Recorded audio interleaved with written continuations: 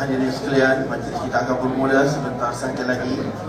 Dan memandangkan program pada hari ini adalah berkonsepkan alam sekitar, dimohon ada tuan-tuan hadirin sekalian yang membawa masuk botol mineral, botol minuman untuk pastikan diletakkan di bawah tempat duduk bagi mencantikkan sesi bergambar sebentar lagi.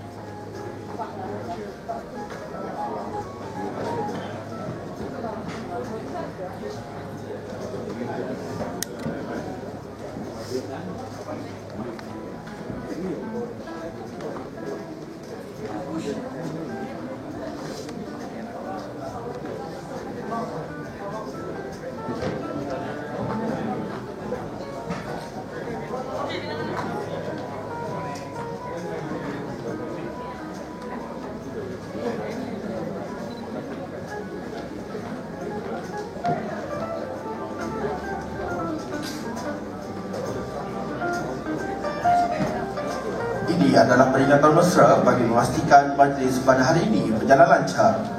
Hadirin diingatkan agar memastikan telefon pintar sentiasa berada dalam pengaturcaraan atau mod senyap. Hadirin adalah sama sekali tidak dibenarkan merokok atau menggunakan apa-apa jenis rokok sama ada elektronik dan sebagainya semasa berada dalam kawasan ini. Mengambil gambar tanpa flash adalah dibenarkan, akan tetapi mestilah tidak mengganggu perjalanan majlis. Pihak GEC akan menyediakan rakaman video penuh majlis hari ini yang akan dimuat ke laman web GEC dan saluran YouTube GEC. Air minuman adalah tidak dibenarkan dibawa masuk ke dalam dewan ini. Oleh itu, pihak GEC telah menyediakan beberapa stesen air di luar dewan. Hadirin juga adalah digalakkan memakai pelitup muka dan hidung sepanjang majlis berlangsung. Here are some friendly reminders to ensure the smooth running of today's proceedings. Kindly ensure your mobile devices are set on silent mode throughout the day's proceedings. Smoking, including electronic cigarettes, is strictly prohibited throughout the entire premises. You may take photos without flash, provided it does not interrupt the event flow. GEC will have a full recording of the event and will upload it in our website and YouTube channel at a later date. It is requested to all attendees to minimize your movement throughout the ceremony. However, since food and beverages are strictly not allowed in this theatre, GEC has set up water stations outside the hall for all who may need to get some water to drink outside the theatre. All are encouraged to wear your face mask within the enclosed premises. Para hadirin, dipaparkan adalah agenda program pada hari ini. The event agenda is as projected. You may scan the QR code located at various spots to receive the program book in soft copy. Sekiranya berlaku kecemasan, hadirin adalah dinasihatkan agar tidak panik dan cemas. Ikut arahan pihak penganjur atau urus dia dari masa ke semasa. Mohon hadirin untuk melihat paparan skrin keseluruhan kawasan ini. Kenal pasti pintu kecemasan atau keluar yang berada di sebelah kiri dan kanan dewan. Kawasan berkumpul semasa kecemasan adalah di kawasan tempat letak kenderaan. Dalam situasi kecemasan, pastikan siap sedia terlebih dahulu sebelum membantu orang lain di bawah tanggungjawab anda. Sebarang bantuan kecemasan dan sokongan first aid boleh rujuk Encik Prasad dari GEC atau mana-mana pihak urus dia di meja pendaftaran. Kami juga ada menyediakan kenderaan untuk sebarang kecemasan. Terima kasih atas kerjasama dan sokongan anda. In the event of an emergency and we must evacuate the facility, please find the nearest exit, which is on both sides, left-hand side and right-hand side, and calmly exit the space. You may also refer to the screen for the theatre layout. Both exits lead to the main exit of the theatre. The assembly point in case of emergency shall be the parking area. Your emergency and first aid support will be Mr. Prasad from Global Environment Center, whom you can refer at the registration counter. GEC have also prepared a car on standby at car park for any emergency. However, you may reach out to any GEC staff nearby for immediate attention. In case of an alarm, announcements will be made regarding the situation being investigated and if evacuation is necessary. During this time, please prepare yourself and anyone you are responsible for to be evacuated. Do not worry about the non-essential items. Staff will announce if the situation is under control or if evacuation is necessary. Please listen and follow all instructions. Thank you for your cooperation. Yang berbahagia Tuan Sri, Datuk Sri, Datuk-Datuk, Datin-Datin, Doktor, Tetamu Kehormat, Ketua serta Wakil Komuniti, Tuan-Puan serta hadirin sekalian.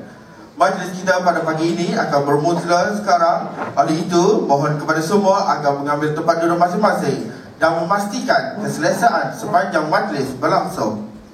Our ceremony this morning will begin in just a moment. We request everyone to take your seats. Yang berbahagia Datuk Halimah binti Hassan, Pengerusi Global Environment Center. Yang berusaha Encik Faizal Parish, Pengarah Global Environment Center. Yang dihormati Barisan Ahli Majlis Penasihat Global Environment Center. Yang dihormati Div Kehormat, Moderator, pembentang dan barisan panel, rakan-rakan media serta hadirin sekalian. Assalamualaikum warahmatullahi wabarakatuh dan salam sejahtera. A very good morning to all esteemed guests, distinguished moderators, presenters and panelists, ladies and gentlemen. Alhamdulillah, dipanjatkan kesyukuran kerana kita dapat berkumpul pada pagi ini bagi menjayakan sebuah majlis yang amat bermakna buat seluruh warga GEC sempena menyambut ulang tahun penubuhan yang ke-25. Saya Nur Azrain Haji Mamat bersama rakan sekerja. Saya Hena Shwari Siva akan mengacarakan majlis pada pagi ini hingga tengah hari nanti. Kalau pergi ke Tanjung Surat, anak manis jangan diangkat. Bersama kita mohon rahmat majlis baga majlis mendapat berkat. Bagi menambah keberkatan majlis kita pada hari yang penuh bermakna ini, marilah sama-sama kita menadah tangan menaminkan bacaan doa yang akan dibacakan oleh Saudara Muhammad Salim Mukri. Bagi yang bukan beragama Islam, adalah dijemput berdoa seketika mengikut cara masing-masing. Majlis menjemput dan mempersilakan. Al-Fatihah.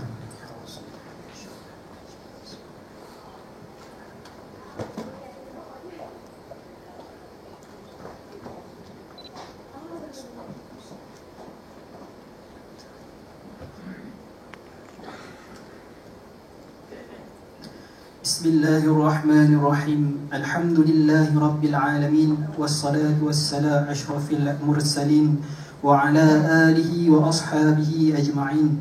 Allahumma innaka halaqul azim, innaka sami'un alim, innaka ghafurur rahim, innaka rabbul arshil azim.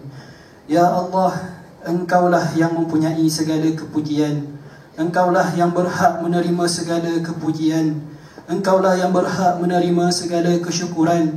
Engkaulah yang memiliki segala pemerintahan. Di tangan Engkau segala kebajikan. Kepada Engkaulah kami kembali segala urusan. Ya Allah, Ya Karim, Ya Wadud, sesungguhnya kami berhimpun pada hari ini bagi menyatakan kesyukuran di atas kurniaan-Mu yang tidak ternilai. Jadikanlah kami hamba-hamba-Mu yang sentiasa bersyukur, sama ada nikmat yang sedikit, lebih-lebih lagi nikmat yang melimpah ruah yang telah Engkau kurniakan. Ya Allah, Ya Rahman, Ya Rahim, Engkau berkatilah dan rahmatilah perjalanan majlis sambutan ulang tahun ke-25 tahun Global Environment Center dan Forum Community pada hari ini.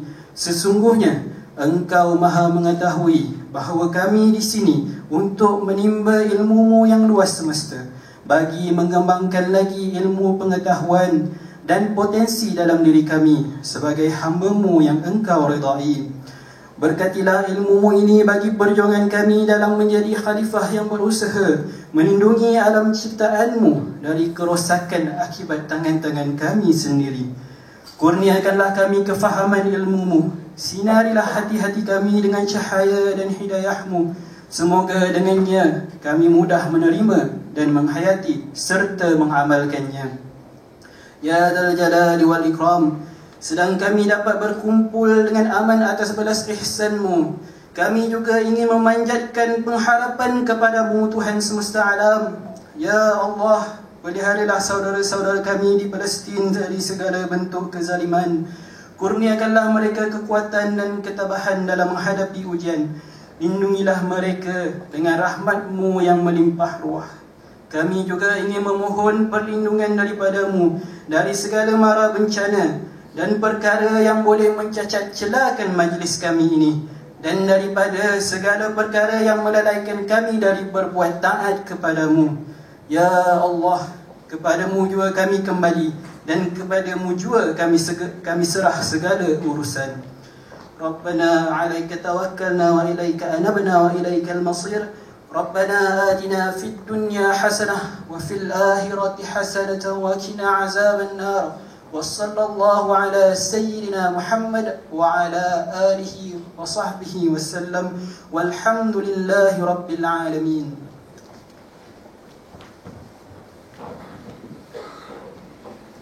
Amin, amin ya Rabbal Alamin.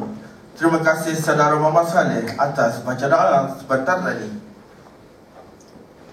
Today, we have gathered to mark a significant milestone at Global Environment Centre's 25th Anniversary Forum. This special event commemorates 25 years of sheer dedication, leading to groundbreaking achievements in the field of environmental conservation. Since its inception, GEC has been working tirelessly to address critical issues such as sustainable land management, biodiversity conservation, and climate change. This forum not only celebrates these past achievements, but offers a timely opportunity for us to pause and to take stock of what we need to do moving forward to continue making a significant impact on our global environment. As we come together today, we reflect on the journey that brought us here and commit ourselves to the vital cause of preserving our planet for future generations. We are excited to have each one of you as part of this momentous occasion where we unite in our shared passion and commitment to a greener, more sustainable world. Welcome and thank you for joining us in this celebration and ongoing mission towards environmental stewardship. Before we begin, we wish to invite you to join us in paying tribute to GEC's late chairman, Tuan Haji Zainuddin bin Ismail, who left us peacefully on December 10th, 2023. Tanggal 10 Disember 2023 yang lalu, GEC telah dikejutkan dengan pemergian Allahyarham Tuan Haji Zainuddin bin Ismail yang merupakan pengurusi GEC sejak 25 tahun yang lalu seiring penubuhan GEC. Sebagai tanda mengenangkan jasa dan khidmat Allahyarham, pihak GEC ingin menjemput para hadirin memberi perhatian penuh kepada montaj video yang akan dipaparkan.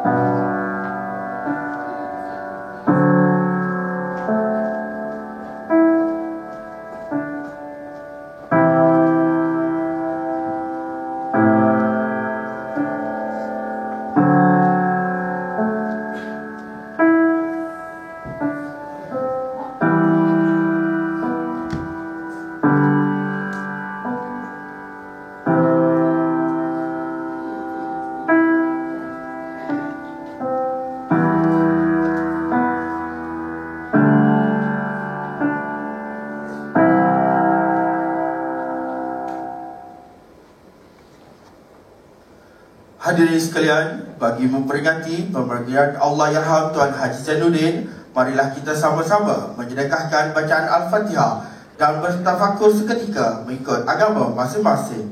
Al-Fatihah.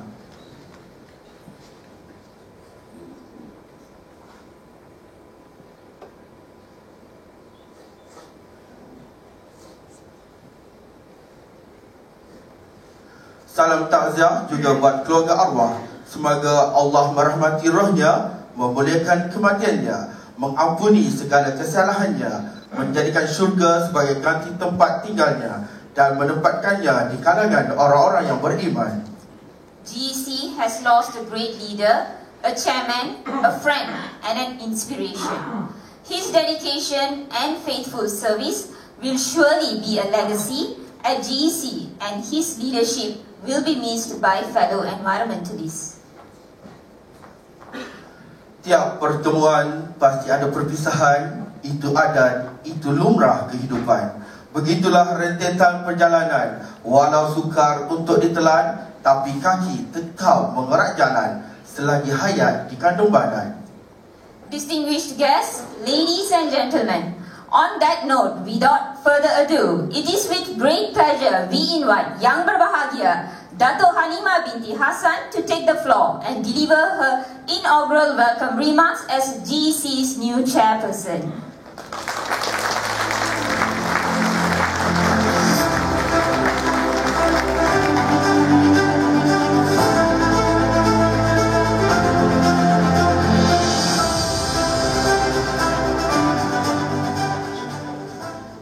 Bismillahirrahmanirrahim.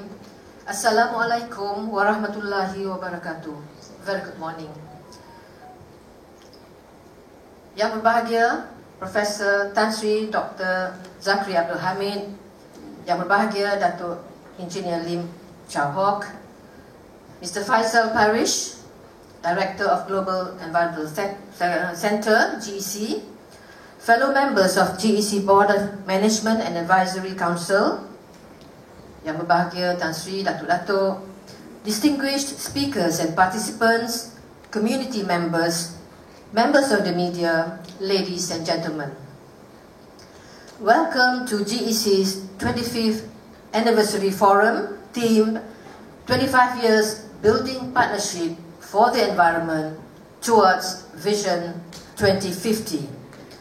On behalf of GEC team, I wish to thank you all for being here today as we celebrate together GEC's 25th anniversary and reflect on lessons learned and case studies. But first, allow me to extend my heartfelt condolences to the family and friends of Allahyarham Haji Zainuddin bin Ismail, who unfortunately left us December last year. I have worked alongside Allahyarham as part of GEC's Advisory Council for the past 5 years. I've been deeply touched and encouraged by his passion and dedication in steering GEC towards the success it has achieved today. I realize that I stand today on the shoulders of a giant, one who has left a deep impact and legacy for us at GEC. And a large pair of shoes to fill. As I strive to follow in his footsteps and taking the cue from his leadership, I will graciously prepare upholding the responsibilities, and I greatly look forward to wisely navigate our journey in managing environmental issues together with everyone at GEC. Ladies and gentlemen, founded in 1998, GEC has progressed to become an award-winning non-profit environmental organization supporting information exchange and capacity building, as well as undertaking strategic projects working on environmental issues of global significance. It has been an honor for me to witness the dedication of the GEC team striving towards its mission of safeguarding the environment and promoting sustainable management of resources to meet the local, regional, and global needs through smart partnerships with governments, communities, and like-minded organizations. For the past 25 years, GEC has focused on building partnerships for the environment because we are keenly aware that protecting and conserving the environment are not achievable on our own, but only with the support and concerted efforts of multiple stakeholders and partners who worked with us every step of the way. Hence, we are grateful to have each and every one of you here today because You have been part of GEC's journey in making a difference, not just for the environment, but for humankind as well. So allow me to take this opportunity to express our gratitude to the various stakeholders who have made it possible for GEC to develop and grow over the last 25 years. To the government departments, agencies and authorities at federal, state and local levels who provided support to secure approvals and facilitate our on-the-ground operations. To our funders, past, existing and new, who have been instrumental in providing the necessary resources to undertake capacity building, policy making, and community-based restoration and protection efforts with strong focus on socio-economic improvement of the communities involved. To the communities, the guardians of our ecosystem, whom we are privileged to work alongside with and from whom we learn valuable lessons on how to live in harmony with Mother Nature. And finally, but most importantly, to GEC staff under the passionate and dedicated leadership of GEC founder CEO Mr. Faisal Parish, which has grown from one in 1998 to a dynamic team of more than 50 full-time staff driving the organizations to much greater heights.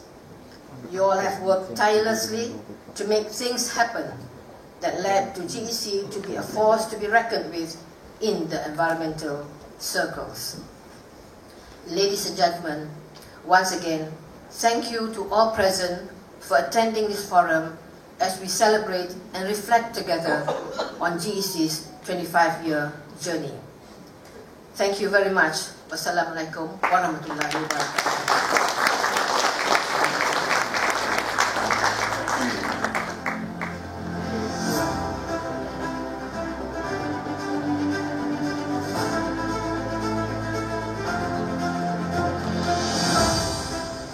Thank you, Dato' Halimah. Next, we would like to invite Mr. Faisal Parish, Director of Global Environment Center, to the stage to share a little more on today's program for 25th Anniversary Forum.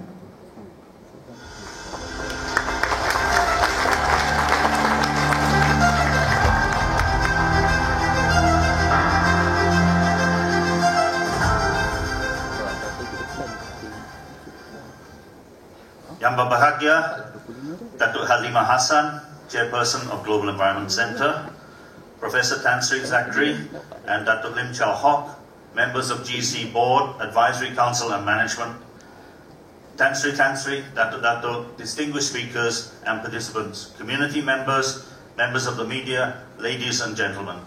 Assalamualaikum warahmatullahi wabarakatuh, and good morning to you all. Firstly, I wish to congratulate our newly appointed chairperson, Yang Berbahagia, Datuk Halimah Hassan. On behalf of Global Environment Center, management team and staff, we welcome you on board to steer us in our new era going forward. Next, on behalf of GEC, I wish to record our heartfelt gratitude to everyone here today for attending GEC's 25th Anniversary Forum. Over 25 years ago, GEC was established from a small beginning, but a big hope that we could help to bring multi-stakeholder and multi-sector partnerships together for the environment. We decided to focus on several key issues. Firstly, fires and transboundary haze in the ASEAN region. Secondly, community-based forest and river management, as well as enhancing partnerships between different stakeholders. And today in the forum, you're going to hear what has happened over the years and some of the achievements, lessons learned, and targets moving forward. Over the past 25 years, GEC has implemented more than 270 different projects with activities in 20 countries, mainly with a focus in Malaysia and Southeast Asia, but also activities internationally and globally. None of this would have been possible without the support of our more than 160 partners from community, civil society, government, private sector, and international community. Thank you to each and every one of you. The forum is organized to bring together multiple stakeholders who've worked and continue to work with GC to share experience and success stories. The forum includes 2 interactive panel discussions amongst government, corporate, NGO and community representatives in 2 separate sessions. The first session will focus on multi-stakeholder approach to address ASEAN transboundary haze challenges. GC has worked actively over the last 25 years to find solutions to this one of ASEAN's most important or most serious environmental challenges. And we helped to bring together the governments of the region to establish the ASEAN Peatland Management Strategy 2006 to 2020 that provided a roadmap to guide member states to protect their peatlands, reducing fire and haze.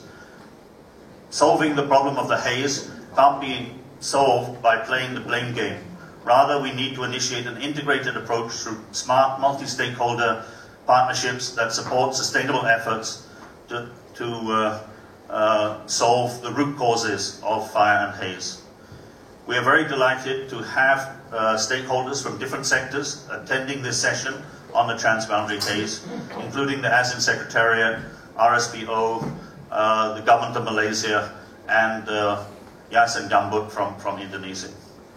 Distinguished guests, ladies and gentlemen, the second session will look at community-based approaches to sustainable environment management while enhancing sustainable livelihood options of local communities. Finally, this event will culminate in a ceremony officiated by Yang Berbahagia Datuk Sri Huang Tiong-Si, Deputy Minister of Natural Resources and Environmental Sustainability. This will include the introduction and launching of GC's 2050 vision and strategy, as well as the launch of GC Community Network, which provides a platform to unite both existing and future community partners of GC.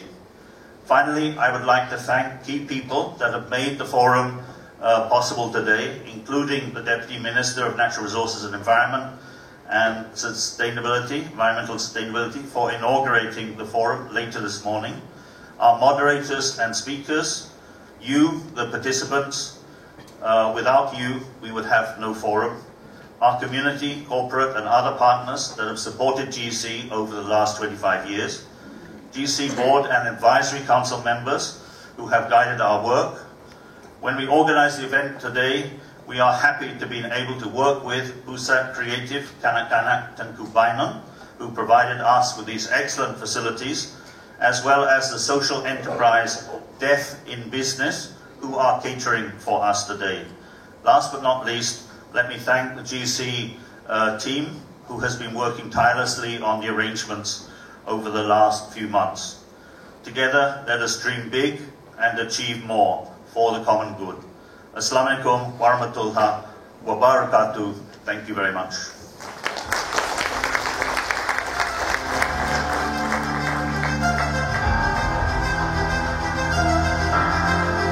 Thank you, Mr. Faisal. Without further delay, we will start our first session.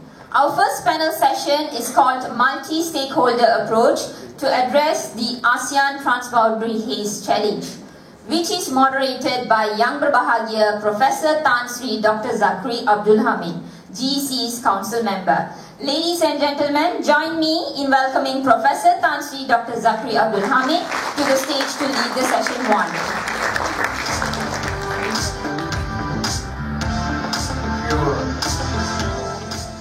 Thank you to the MCs. Assalamualaikum and very good morning to all.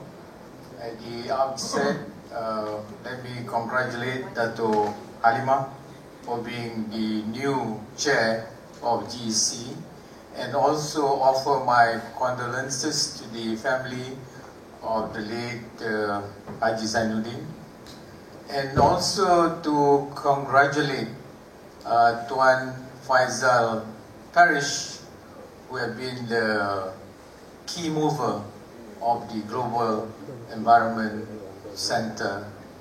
I remember when we launched the center 25 years ago, when Faisal was very young, of course, and myself too.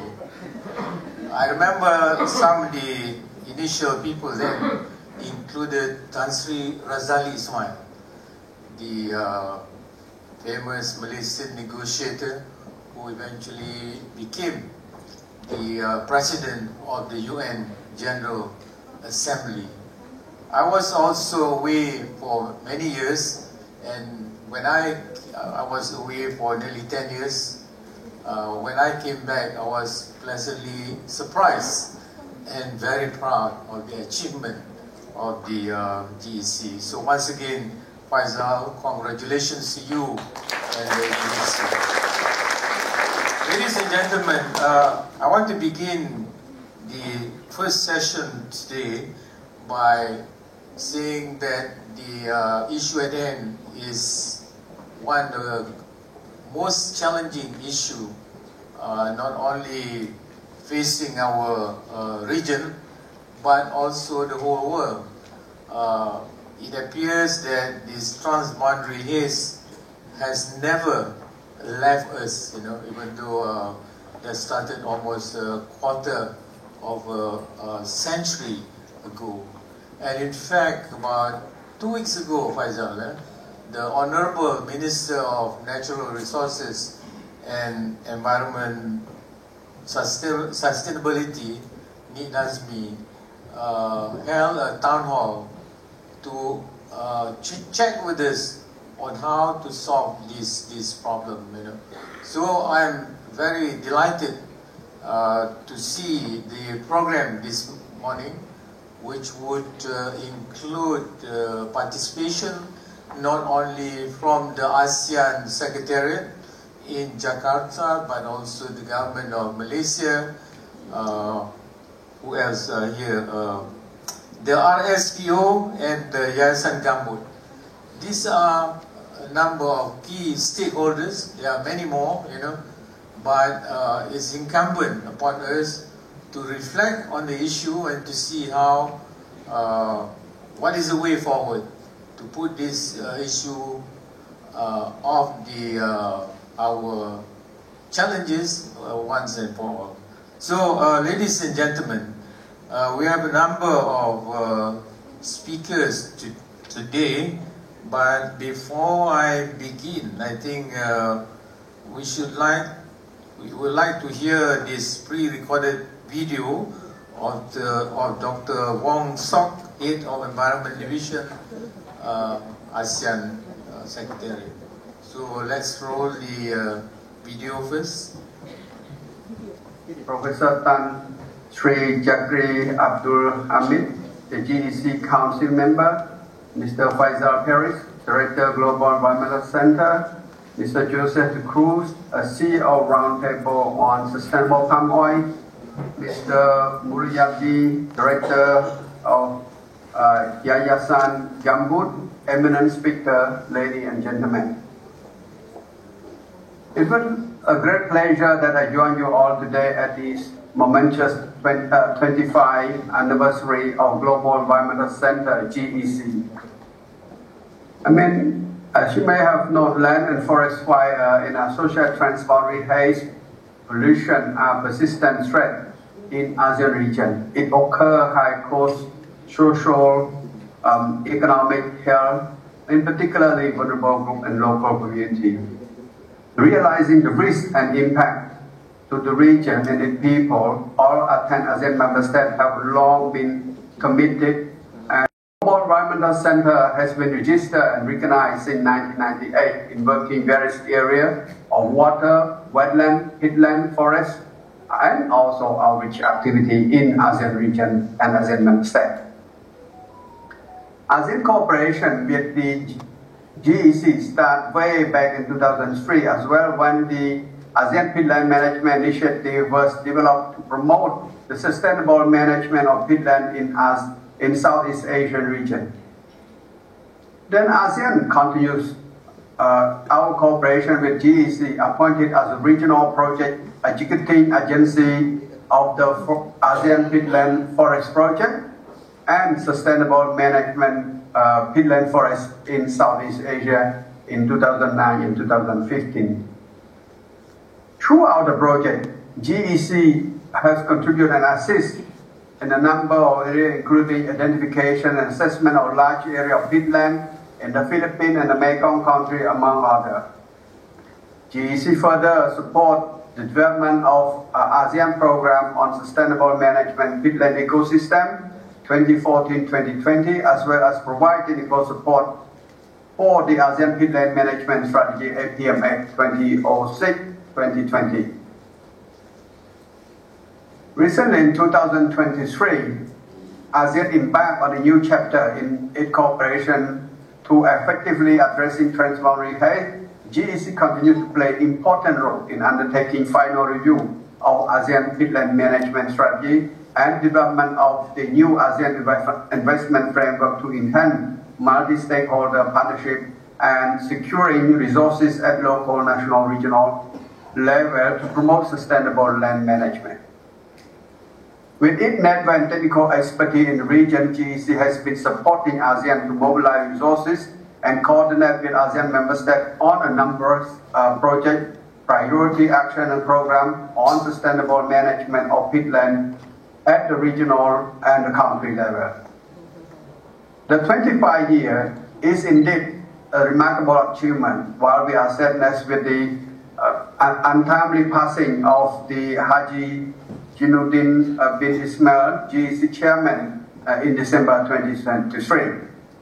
We are sure that the GEC now is a reason to be proud of, and may his legacy continues with the dedication of the GEC to the region and environment. We look forward to the further cooperation and advancement partnership with GEC and other partners to implement effectively the second haze-free roadmap, second ASEAN Peatland Management Strategy, as well as the 10-year investment framework for haze-free sustainable land management, as well as specific follow-up project of the MASA. With that, I would like to thank to everyone. Thank you. Thank you, ASEAN. With that, let me proceed by inviting the speaker and panelists to the front here. Ms. Serena Liu, Ryan Uy, Joseph De Cruz, and Mr. Mulyadi. I think we should, yeah, go ahead.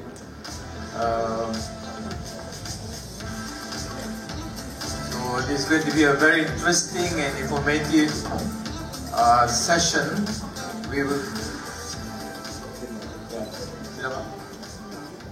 So we'll start with Ms. Serena Liu from the GEC, who will be presenting on the ASEAN investment framework for haze-free sustainable land management. Serena, I think you have about 15 minutes. You have the floor, Madam. Thank you, Professor. Good morning, everyone.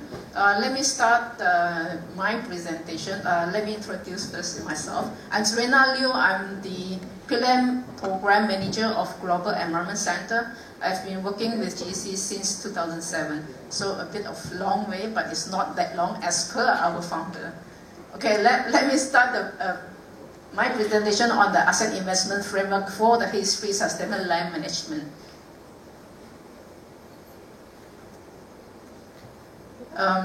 Some technical issue for my PowerPoint, please. Okay, just now, ASEAN Secretary already mentioned about transboundary haze pollution is the most serious in the region. We believe that 90% of the transboundary haze in southern ASEAN is from the peatlands. At the same time, we also have the haze issue in the northern ASEAN, which is believed to be linked with the crop expansion and also agricultural waste burning. These are the maps from ASEAN Specialized Meteorological Center based in Singapore that is supporting the ASEAN Secretariat and also ASEAN member state to monitor and track the hotspot information from the satellite. So you can see on the left, we have the map that show the hotspot presidency in the beginning of the year, which focus in the Mekong, and also on the right is focusing on the southern ASEAN in the second half of the year. Next, we have the maps also from the SMC that show the haze presidency. So it's really linked to the hotspot accumulation and also the activities. This basically linked to our climate. So why transforest haze pollution is so important? Because of its impacts to the region. So we, under the different publications and also references, we have 50 million hectares of land in the region is prone to fire, 70 million people impacted by smoke, 1 to 2 billion tons of carbon dioxide equivalents emitted per year, and up to 100,000 premature deaths in 2015 alone, and also up to $35 billion economic impact in the year of 2015 alone. So this also linked to the decreased tourism activities and also reduce our agricultural productivity. So we're working with the guiding documents from the ASEAN Blueprint 2025. We have also the roadmap on the transitory haze pollution, ASEAN Peatland Management Strategy, and also National Action Plan on peatlands in the different countries. So this ASEAN Investment Framework was developed with support from MAFSA program in 2022 to 2023 and endorsed by 17 ASEAN Minister meeting on the environment and also 18 COM to ASEAN Agreement on transitory haze pollution on 23rd August last year. So this ASEAN Investment Framework supports the implementation of the ASEAN Peatland Management Strategy and the ASEAN Haze-Free Roadmap for 2023 to 2030. This investment framework is a platform to build partnerships and also help generate resources for ASEAN member states' priority needs and also opportunity for the peatlands, forest, land, and haze management, also supporting the implementation of the plans related to climate change, biodiversity, and sustainable investment of the countries.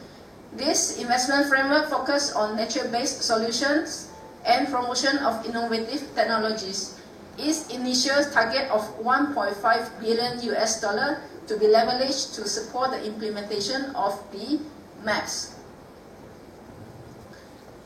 It is also aligned with the national determined contribution NDC of the member states. You can see there's a quick analysis that we got from the registrar of UNFCCC. The goal and key operating principles of the investment framework basically is to achieve the common goal of ASEAN haze-free by 2030. There are 4 principles here. The first one is the whole of ASEAN multi-stakeholder approach. Second, multi-partner and multi-channel approaches rather than centralized fund control. Third, support and build on existing institutions and policies. And the fourth, address the root causes and drivers. So here we have identified 5 objectives and the 9 strategies. But I won't go through this in detail. I'll just mention about the objectives. The first objective, we focus on sustainable agriculture and commodity, which that link to the private sectors and also the policy levels. Second, empower and support the indigenous people and local community to transition haze-free management. Third, to enhance sustainable forest and peatland management to prevent fire and haze. Fourth, to integrate fire and haze prevention into sustainable finance frameworks. 5, to enhance policy and governance and strengthen capacity and awareness for haze-free, sustainable land management in ASEAN. So all these objectives and also the strategies basically link to every one of us. So everyone has a role to play. Community are the group rosters at the grassroots for fundamental behavior change at the site level with better management practices. Policy makers to strengthen the existing policies and plans and provide incentive to fund green initiatives. Private sector to use the power of business and also industrial influence to provide support to the upstream growers to change. Banking and insurance sector to provide low interest rate loan and enhance benefits or dividends returns through green investments. International funding agencies and dialogue partners to provide technical and financial support, as well as civil society organizations to provide technical guidance to the community. The investment framework also link very closely to the global goals. So we can see here we have 5 objectives and also the principles, and that link to the Sustainable Development Goals. The indicative funding frame in line with the objectives, we have identified about 2.2 billion. But of course, this 2.2 billion is far away from the actual money that needed for all the activities. But let's start with small, and we can expand to the bigger scale for a bigger impact. The next 3 slides, I have the breakdown, but I won't go into very detail on this. So we are basically not starting from zero. We are linking to the existing and ongoing pipeline projects. We have identified 73 existing projects or the pipeline that mainly supported by international sources that could be linked to the investment framework. That amount to nearly 1 billion already for the implementation of 2018 to 2030. But of course, there's a QR code if our funding partners here would like to provide more information on your existing projects. Please scan the QR code and provide the information, and then we can link it to the investment framework. So back to Malaysia context, we have the challenges in peatland and haze management that from our investment framework perspective. So we have the challenges on the sustainable peatland management funding gap. We have the haze issue not only from the neighbor country, but also we also have the challenge in the domestic haze issue. Then we have community engagement and livelihoods. We cannot say that we cannot do that and this, but we need to provide the alternative options to the community. We have the climate resilience and adaptation and policy alignment and implementation.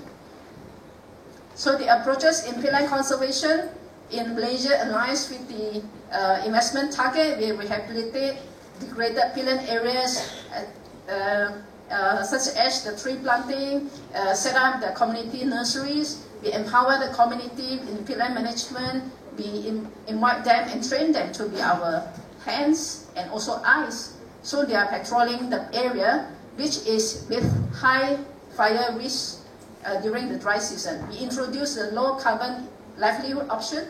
We provide them the training. So we also improve the hydrological management, especially the canal block. We block the ex-logging canals so that we can increase the water level to prevent fire. We utilize technology in monitoring and early warning system. So now everyone has the WhatsApp. So we also engage the community to use WhatsApp and for us to share the information on the fire danger rating indicators so that the community can go to the site and check on the ground condition. So the next step for the investment framework implementation. From January to March, we will establish a task force and also development team to facilitate the investment framework implementation and also develop a detailed implementation plan for 2024 to 2030.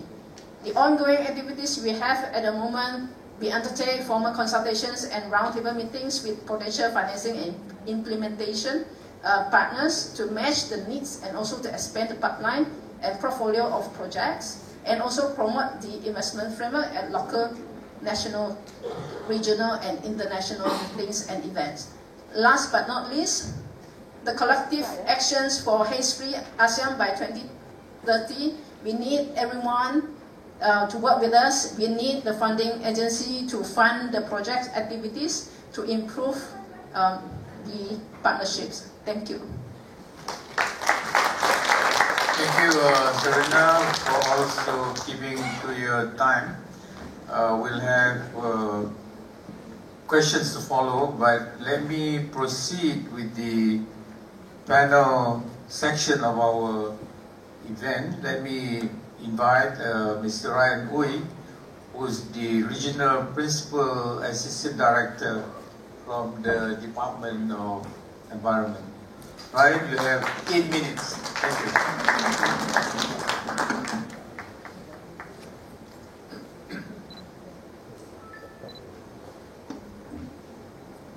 A very good morning, ladies and gentlemen. So let me introduce myself. My name is Ryan Uy from Air Division, Department of Environment. So today I would like to share some of the experience and also some success story and also the way forward of Malaysia, particularly in Department of Environment in managing the haze, transboundary haze, and also the peatland fire-prone area. Okay. So this is my today sharing content that I will talk about the haze and air quality monitoring, and also some Malaysia air quality status, the forest fire and also haze situation, what happening now, and also the peat fire prevention program, and also the monitoring program that we have done, and also the operationalization of Malaysia Comprehensive Plan of Action, the POA, right? And of course the strategy, communication, and also community program that we have done, right, to prevent the happening of the peatland fire. Okay. So Department of Environment is under the Ministry of Natural Resources, Environmental Sustainability, NRES, and we are monitoring the haze situation in country, especially during the hot and dry weather. So how does DOE monitor the haze station, right? And currently we have 65 air quality monitoring stations throughout the country, throughout Malaysia, and we monitor 6 parameters included PM 2.5, right? And this information we channel to the air pollution or pollutant information management system, PIMS, and also environmental quality monitoring program, EQMP website. And you can also download the PIMS through the Google Apps and also Play Store to monitor almost real time of the air quality index. So in additional, DOE also monitor the haze station in the country through the hotspot, right, reported by the ASMC, as everybody knows. And the Department of Environment also get the information from Department of Meteorology Malaysia, MET Malaysia, to assist DOE in monitoring the haze condition in the country by channeling information on daily weather reports and hot weather status, as of course the number of days without raining for the country.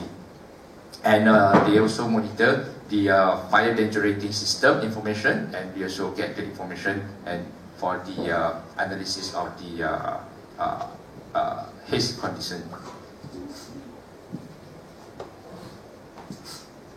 Okay, this is just some sharing of the Malaysia air quality status for the period of 1st January until 23rd of January 2024, right?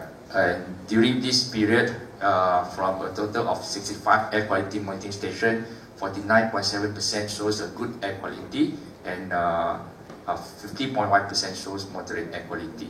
Just to share that some historical records of hotspot in Malaysia, the cumulative number of hotspot in 2015, 2019, and also 2023 shows a tremendous reduction of hotspot from 2,652 in 2015, dropped to 2,091 2019, and also last year we only have captured 714 of hotspot in the country. And this is how does DOE analyze and report the haze information and to share with the public. And DOE will analyze and monitor and report forest fire and haze situation based on air quality and visibility, hotspot detection, fire occurrence, and also haze situation. And for example, this is the forest fire and haze situation in the country for the period of early January.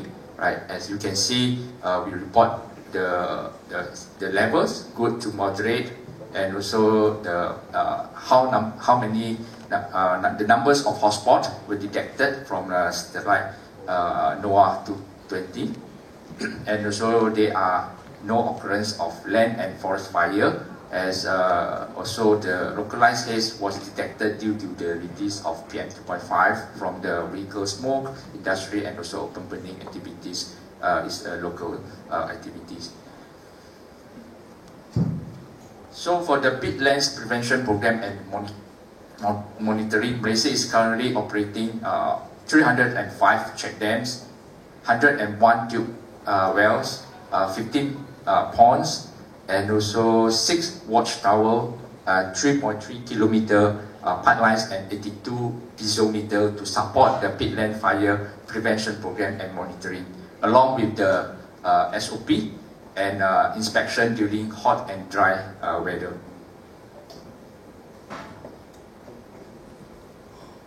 Okay, the peatland fire prevention and monitoring program to overcome haze in Malaysia was established to prevent the occurrence of haze due to prolonged fire and peatlands area and carbon emission that cause global warming. And this program started since 2009 under the 9 Malaysian Plan and continue until now in the 12 Malaysian Plan. Then the program was manageable by DOE and being cooperate with various agencies together with Department of Irrigation and Drainage, DPS, Mineral and Geoscience Department of Forest Department and in Peninsular Malaysia, and as well as other states. So in 2019, DOE together with the appointed consultant GEC have prepared the master plan for the management of fire-prone peatland in Malaysia, which aim to form a efficient governance at the federal and state level for area with peatlands in Malaysia. And the master plan has been prepared to plan and design strategies to address the challenge of fire-prone peatlands management, as well as action plan to prevent local haze problem or transboundary haze. And next is the operationalization of Malaysia Comprehensive Plan of Action. So over the years, DOE has taken comprehensive measure, right, and action to address mitigation the fire and haze situation. So the effort include the activity of plan by both the DOE and also the ministry. Now in to emphasize the mitigation and also the enforcement and monitoring activities. Right, your time is up. You need to wrap up. Okay, sure. Right. So these are all the activities and also action plan that we have done. Next, and of course, without we call it communication, education, as public awareness. So we can disseminate the information, the plan, and also the importance of preventing the peatland fire to the community. So this is all the activities that we have done, and also some radio station and announcement through the radio station and also the TV. Okay, and with that, end my sharing today. Thank you. Thank you, Ryan. Very good presentation. Second panelist is Mr. Joseph De Cruz, CEO of the Roundtable on Sustainable Palm Oil, and a very key stakeholder really in this following. So, Joseph, you have the floor for 8 minutes.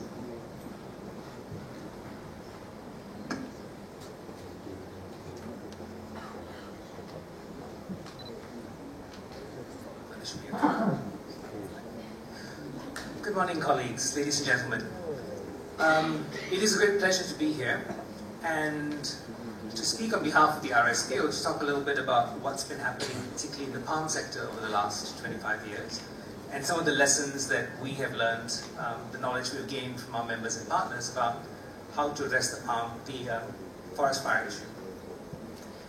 You know, a bit over 25 years ago, when I was much younger, I worked as an expert in the United Nations on a peatland management project with a much younger and equally good-looking Faisal Parish.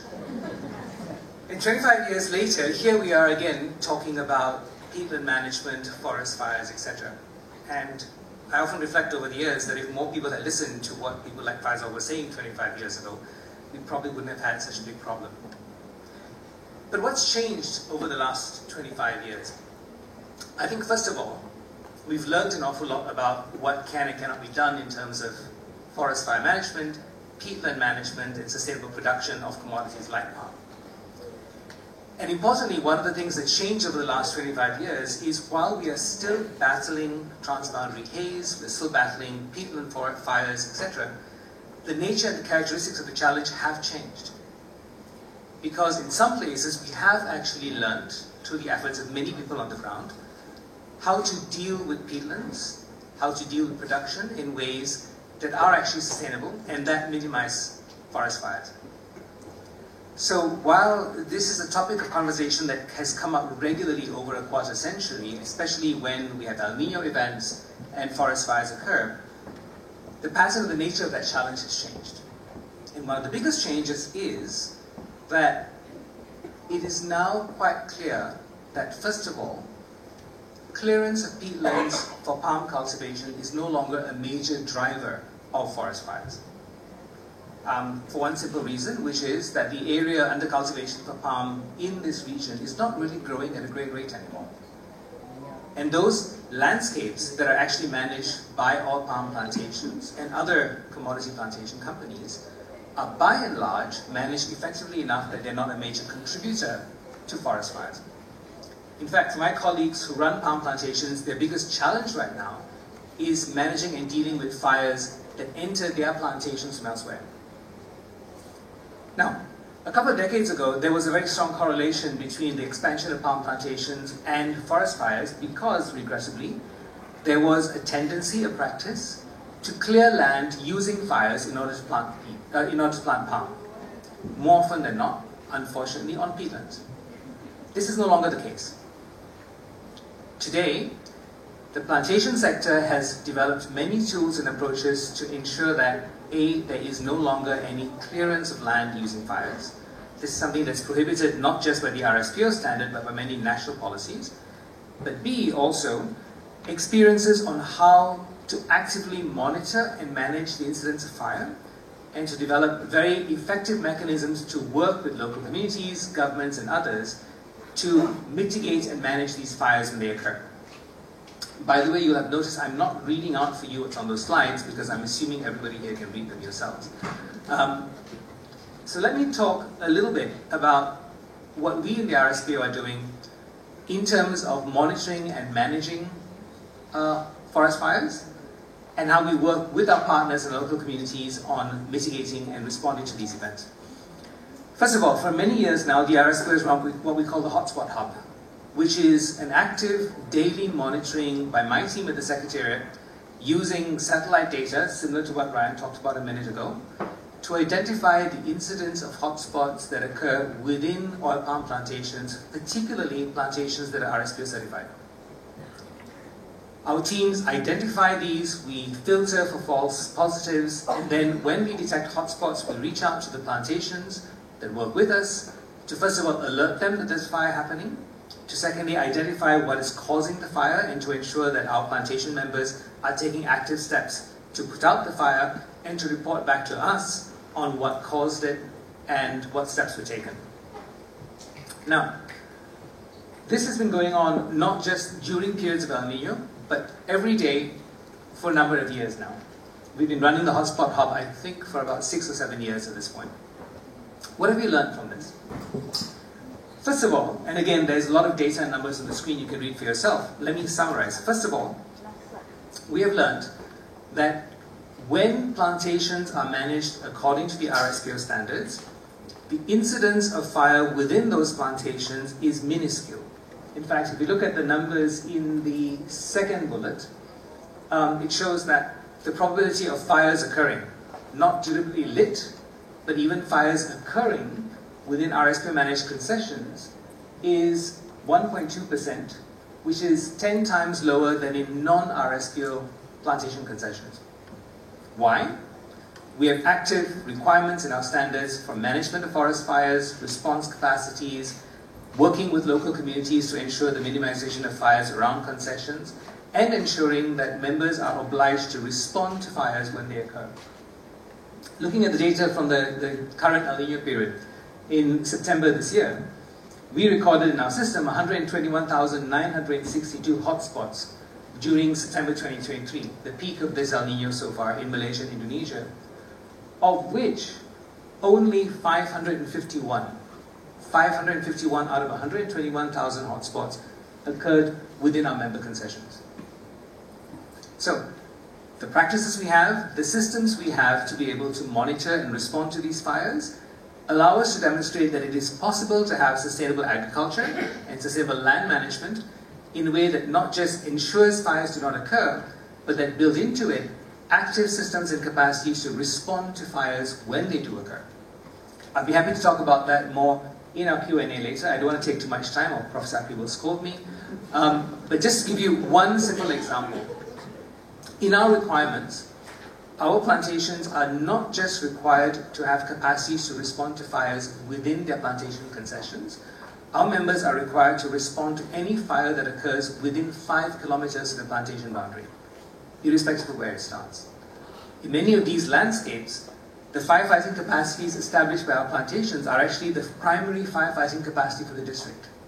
And they're regularly called upon by local communities and villages in their vicinity to help respond to fires that occur in those landscapes.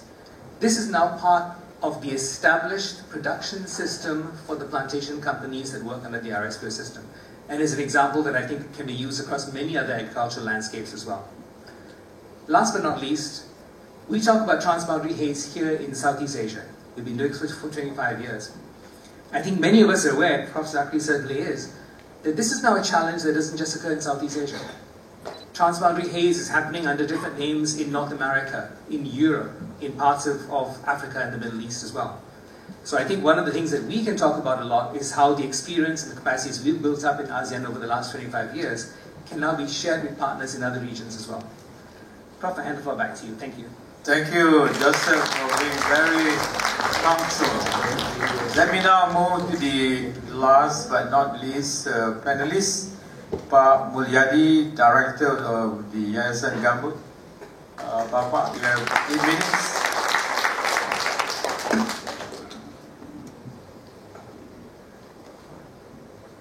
This, okay. Assalamualaikum warahmatullahi wabarakatuh.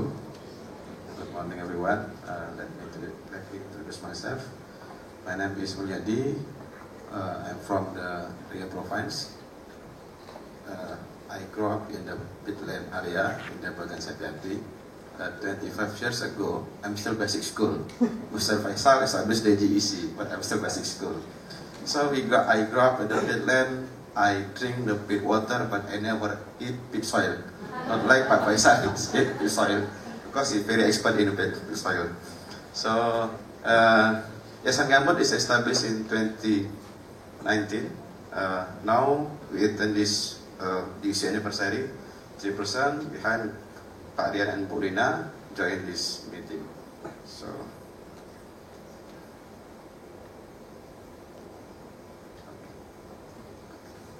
Indonesia has the largest peatland area. It's among the tropical countries. Around 21 million hectares distributed in Indonesia, Sumatra Island, Kalimantan Island, and Papua have the biggest peatland area. So Riau in the Sumatra Islands.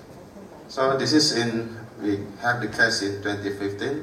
So we export the hash to here in 2015. If all of you remember, we export the hash to Malaysia. So, destroy about 2.6 million hectares. In 2019, there was also the fire, but that area 0.59 million hectares gone. Around 70-80% of fires occurs outside the forest area, while about 20 to 30% are inside the forest area. So, how could this happen? Is because the problem in Indonesia related the unsustainable peat cultivation.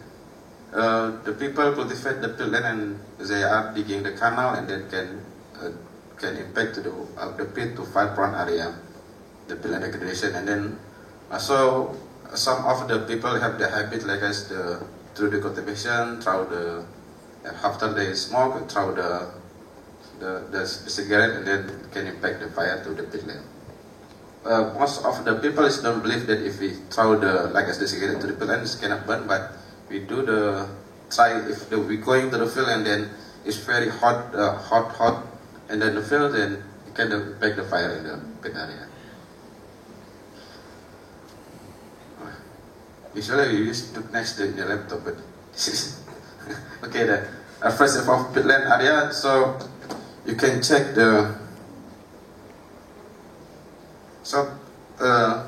2015 the peatland fire caused the respiratory infection in approximately 500,000 people. Led to an increased number of premature death and also traffic accident as a result of limited visibility, and also impact for the carbon emission. So in 2015, for example, forest fires estimate 1.6 billion tons of CO2 emission, which is more than the total daily greenhouse gas emission of the United States. Also, for the economy and ecology, peatland fires includes losses to agriculture, forestry, transportation, trade, industry, education, tourism is lost value around 16 billion USD for example, in Indonesia.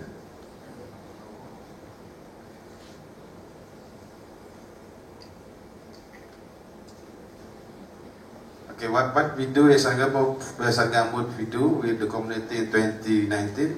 So to respond the peatland fires, current activity in the Bengkalis Island, we have actually in the project we have 4 villages to assist the community to prevent the fire at the sites. So this is what is our activity doing in the village. Usually we doing the socialization to community. We do the mapping first for the village area, so we know what is the land use area in the sites. And then for the peatland, which 5 prone area, we do the revetting the pit to do the canal blocks. And then for the community development, we support for the local product development and also the capacity building for the community. And then the area we do the forest and fire control strategy. We install the fire danger system. This fire danger system is actually automatic FDRS. So we following the water table. If water table going down, the indicator also going down. So this in area is will be show the indicator is red zone. And then peatland utilization, we campaigns to the community to do the zero burn activity, also the coffee agroforestry and also padiculture, and collaboration with many partners in there. We working together with so many NGOs with each role. In Rio we have the NGOs which focus in campaigns and they focus in community, and Sangambut taking the role to focus in with the community involvement. So this is what we do with the community. We discuss with the woman group in Tamiang village how they develop the product for the zero burning. So they have the product for black ginger. You can drink in exhibition after this. And then this one, the picture, the next, the FDRS, automatic FDRS following the water table, and then we doing the canal blocks. So we invite all the country from ASEAN with GEC to do the planting coffee in peatland. We always hear coffee in the highland, but we plant the coffee in the peatland. This we share experience with the other village in Riau. You can check the picture. There are the coffee from peatland. In exhibition you can check, and then also we provide the cold brew. This cold brew is coffee from peatland. We do the method. It's not like we using with the cold water, and then you can enjoy the coffee. This coffee is produced by the community, planting by community without burning. So we support the economy community, so the community also can support to protect the peatland. Okay, thank you. Thank you, Pak. Thank you for your interesting comment.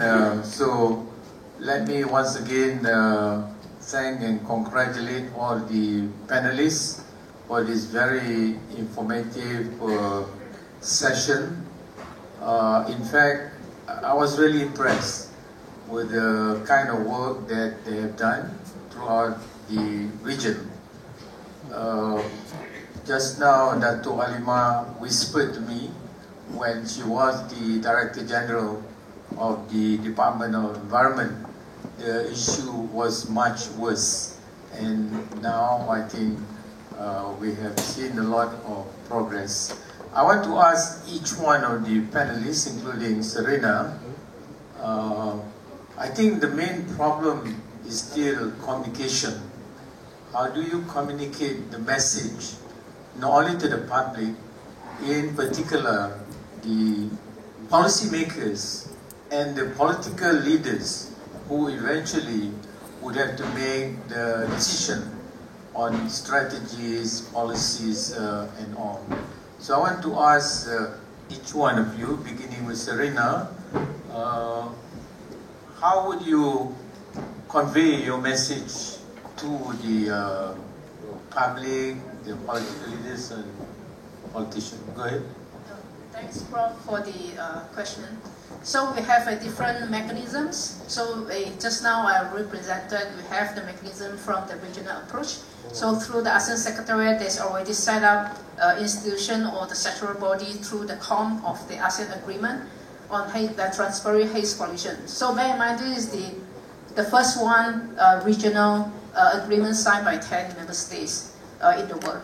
So this is really the top-down mechanism that involves the government sectors and policy makers. But of course, we need to have the bottom-up approach where the NGOs and also private sectors, even the RSPO corporate members, they're already supporting and have been supporting and going to support further to the community to improve the management practices. So from the top-down and bottom-up approach, I believe at one day, or already progressing very well, the smart partnership together with the different stakeholders within the landscape.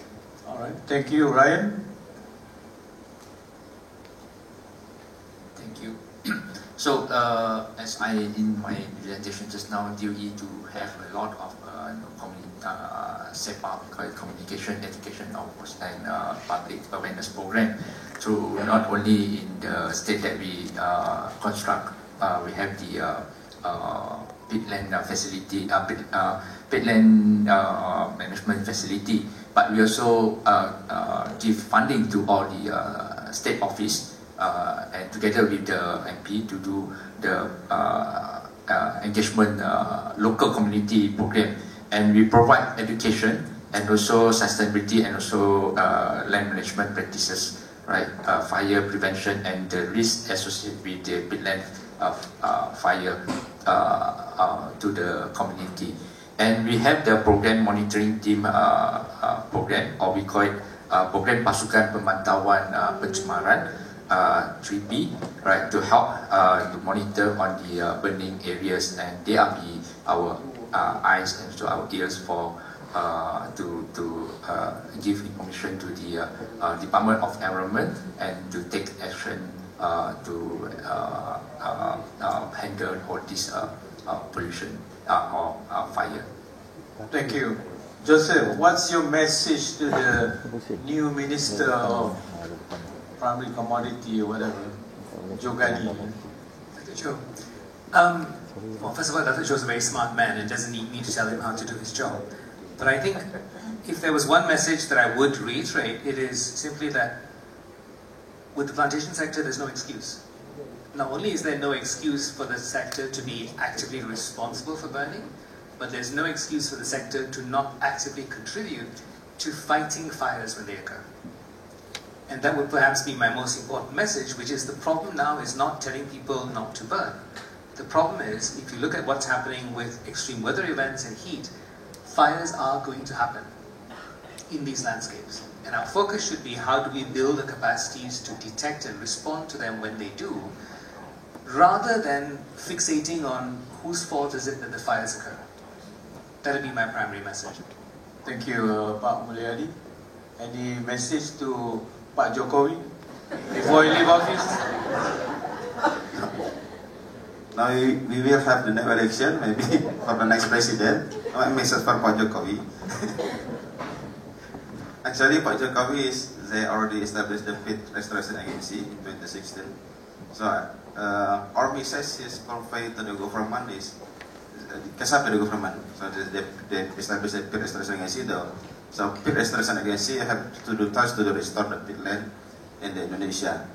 So we have fighting for the pit fire from 2010 with the GEC in Riau, and then we working together with the NGO, and from the Pit Restoration Agency, and then we all the message to the district government, province government, all focus for the pit land. No, not like the situation in 2010 before, but at the time GEC established, and then Indonesia also still to do the pit land area is unsustainable pit land. Now the information for the sustainable pit land already distributed to many parties in Indonesia. Thank you. So as we can see, there's a lot of solutions that are being offered by the experts and the industry. But it still remains to be seen to what extent and eventually how we can reach a solution.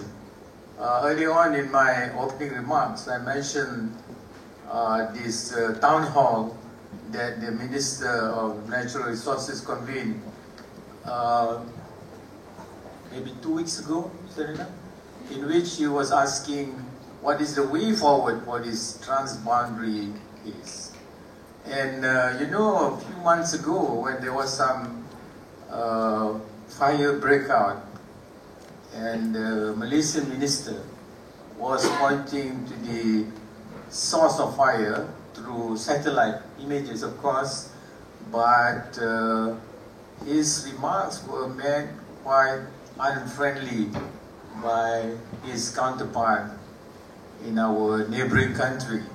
So that is the kind of sensitivity that we face. In other words, sometimes the government-to-government approach is not really feasible.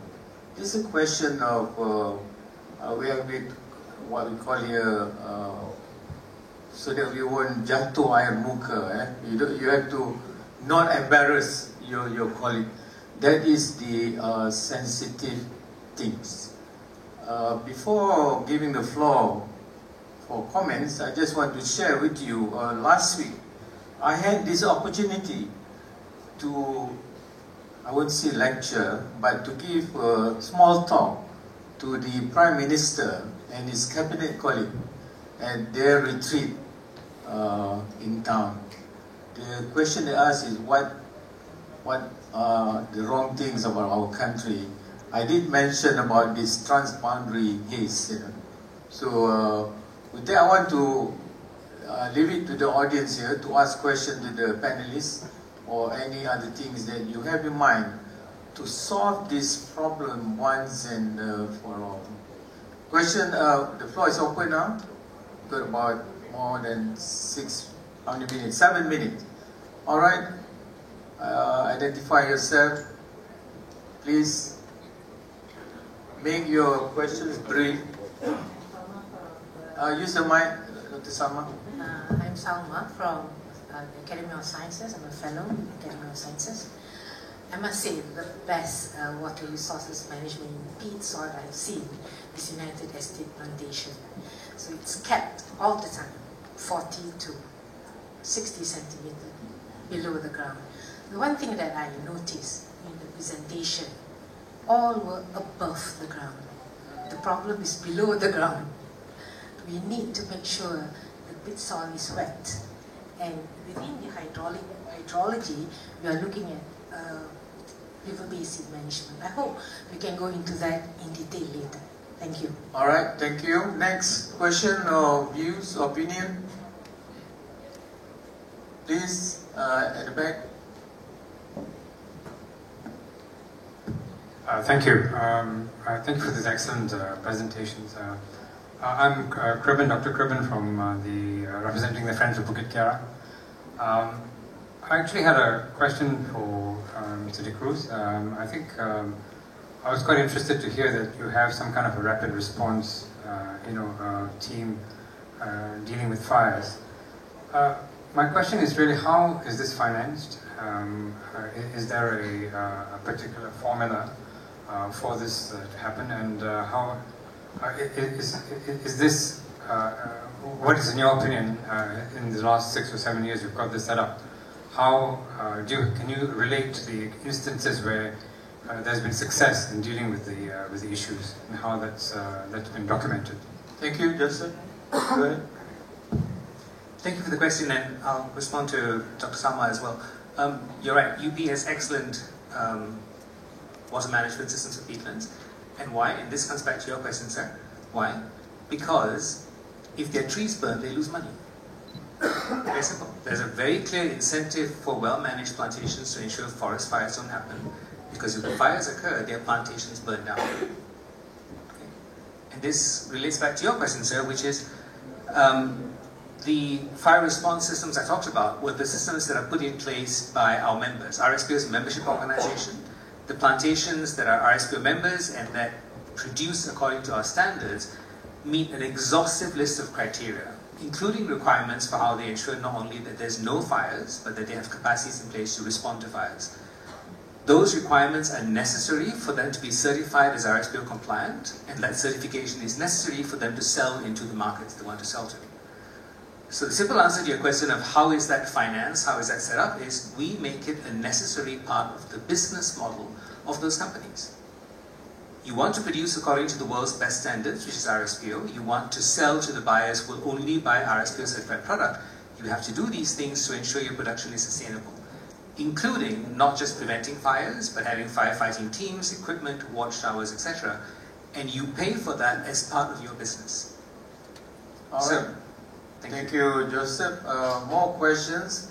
I'd like to hear from the younger sectors of our audience today. The younger people who would inherit the planet. The under 40s, anyone? Before I revert back to the older generation. Younger ones. Come on, you should have some views, because you're going to inherit this problem. All right, please, yeah. I'm not young, so I'll answer. My name is Ahmad Ainuddin Nurdin. I'm from the SMA project at the Forestry Department of Conservation. I'm interested by the presentation by Mr. Mulyadi on planting coffee. So, what is the productivity of the coffee, and do you plant coffee with other types of species for the agroforestry? Thank you. All right, great.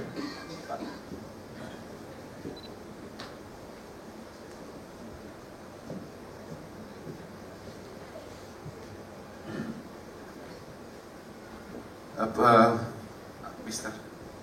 Ahmad Zain from SMPM. Actually, in the site we plant the coffee on the peatland is the species is Liberica coffee. So it can grow better in the peatland compared to Arabica and Robusta. It's grow better in the highland. So the community in the field who planting the coffee, one tree can produce 2 kilo per harvesting, 2 weeks. Jadi per month they can harvesting the coffee until 5 kilo, 10 kilo lah. It depends on the year after planting. So they have the high productivity, also have the low productivity. If they use the fertilizer, it will be good to produce the harvesting coffee. But some of communities not using the good fertilizer, so only just let it be, let it grow, and then the productivity are also low. All right, time for 2 more questions. Anyone else? From the ladies, very Malaysian. You're not aggressive enough. That's why sometimes the politician won't listen to us. Any other comments? All right, go ahead.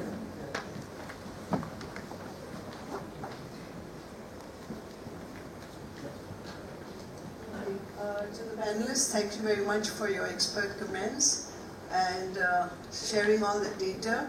If I didn't come for this GEC forum, I would have never known. So my name is Kalpana, and I'm from Taylor's College. I have a very burning question here because I did suffer from cardiovascular disease symptoms during the 2015 haze. So I'm concerned about the health registry.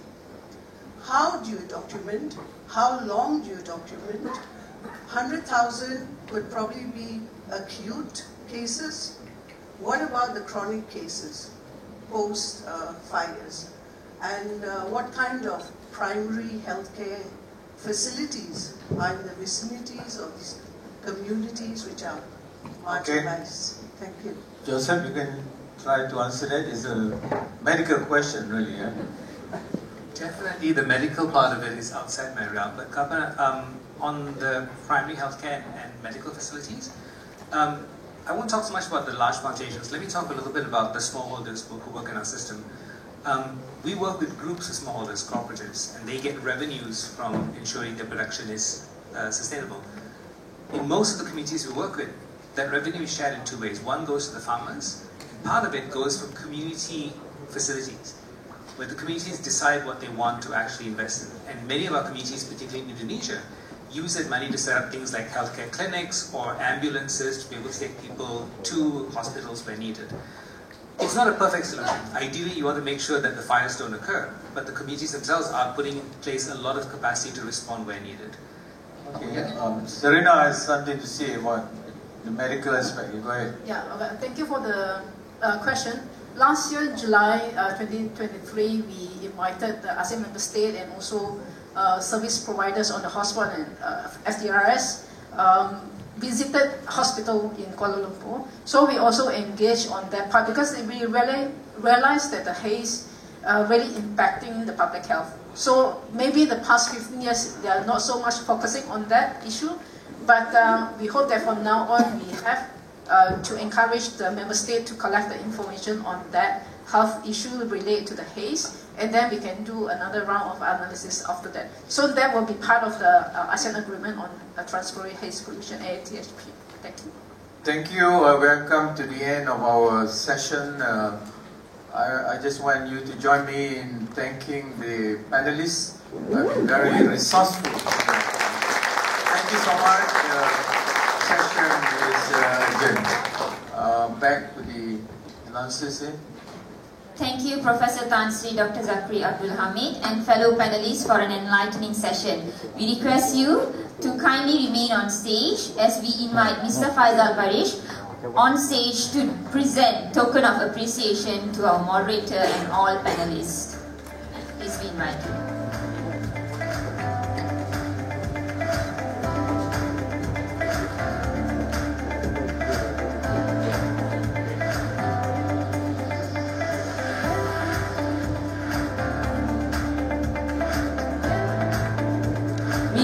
Moderator and panelists together to stand together with Mr. Faisal Barish for a group photo session.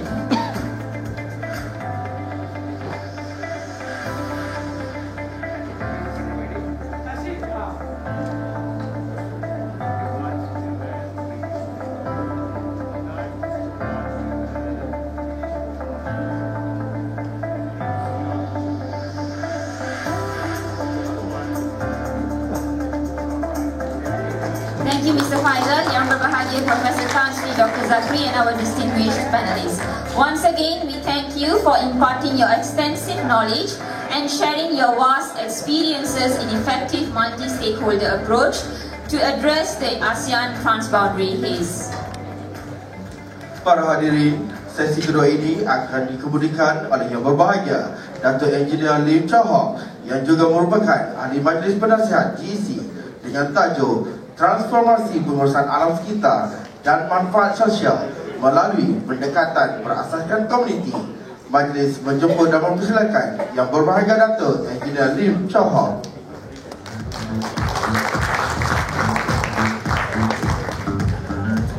Terima kasih Tuan MC and Thank you so much for the introduction and also the invitation. Yang berbahagia Dato' Halimah, our new chair for GC. Yang berbahagia Professor Tan Sri just left us, right?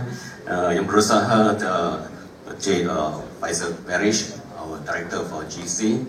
Distinguished guests, panelists, ladies and gentlemen.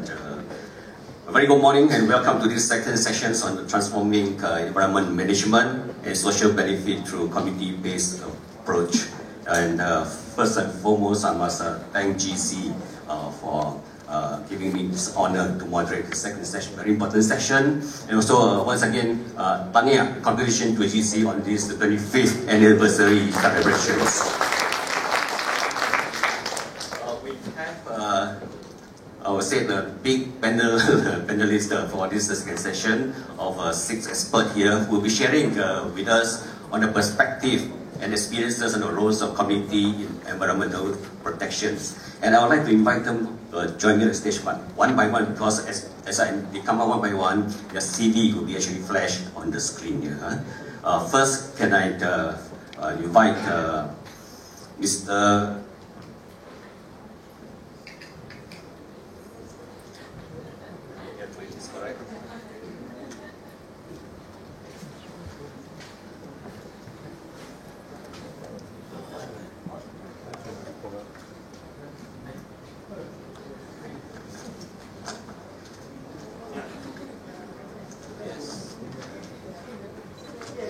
Okay, right. You stand up here. Right. Okay, Mr. Nagaran Rajan Rengasamy here. He's the manager for the forest and coastal program for GC. Next, yang berbahagia Dato' Engineer Noor Hisham Muhammad Ghazali, chair of our Malaysian Water Partnership, and also former director of both BID as well as NARIM. Next, yang berbahagia Dr. Haja Yatila Zainal Abidin, CEO of Yayasan Saintbadi, please join us here. Next, yang berhormat Batin Che Wan Alan, Chief of the Chair of the Koperasi Kampung Orang Asli Sungai Tongbong Bahar, please. I like his hat, very nice here. Okay. Then can I invite Puan Puji Astuti Ismail, Chairperson of Pertubuhan Sahabat Hutan Bakau Kuala Lumpur, please. And last but not least, Mr. Shak Puyo. He's I would say the Orang Asli artist as well as activist. A nice head of you.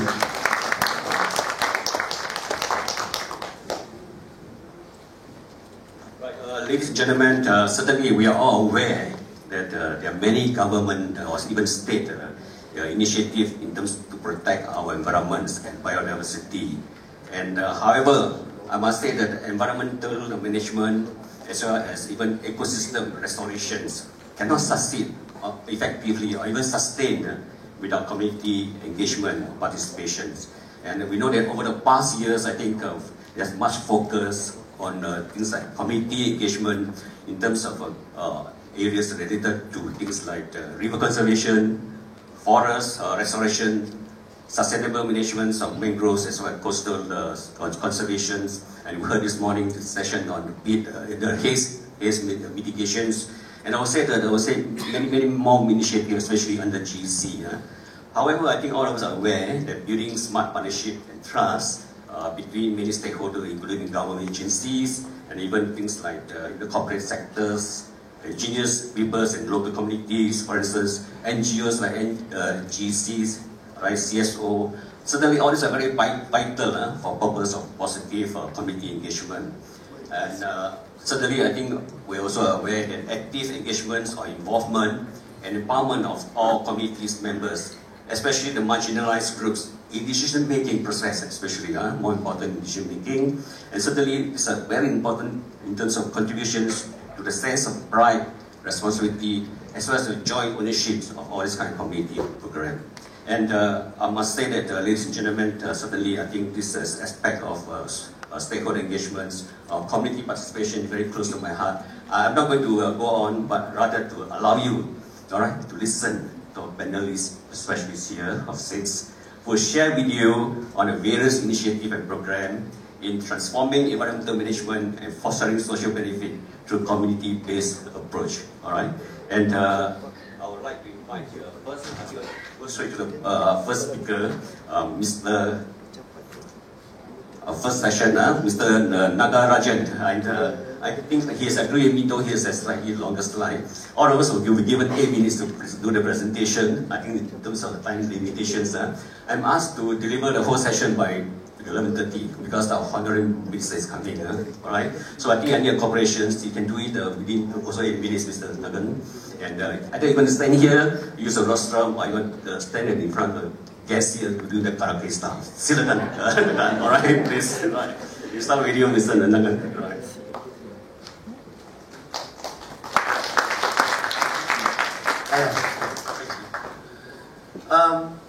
Thank you, Dr. Lim, and then a very good morning to everyone. Especially selamat datang kepada komuniti-komuniti kita datang dari jauh daripada Sabah, Sarawak, Johor sehinggalah ke Kedah. Then my presentation today is going to be bilingual because there's a community from far away, and then to make them to understand what we're going to talk.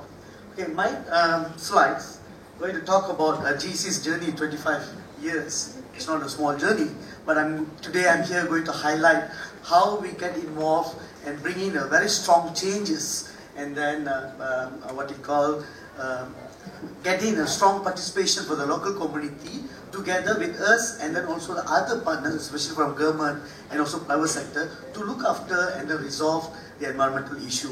And GEC strongly believe environmental issue is a local issue. It has to be addressed at local level.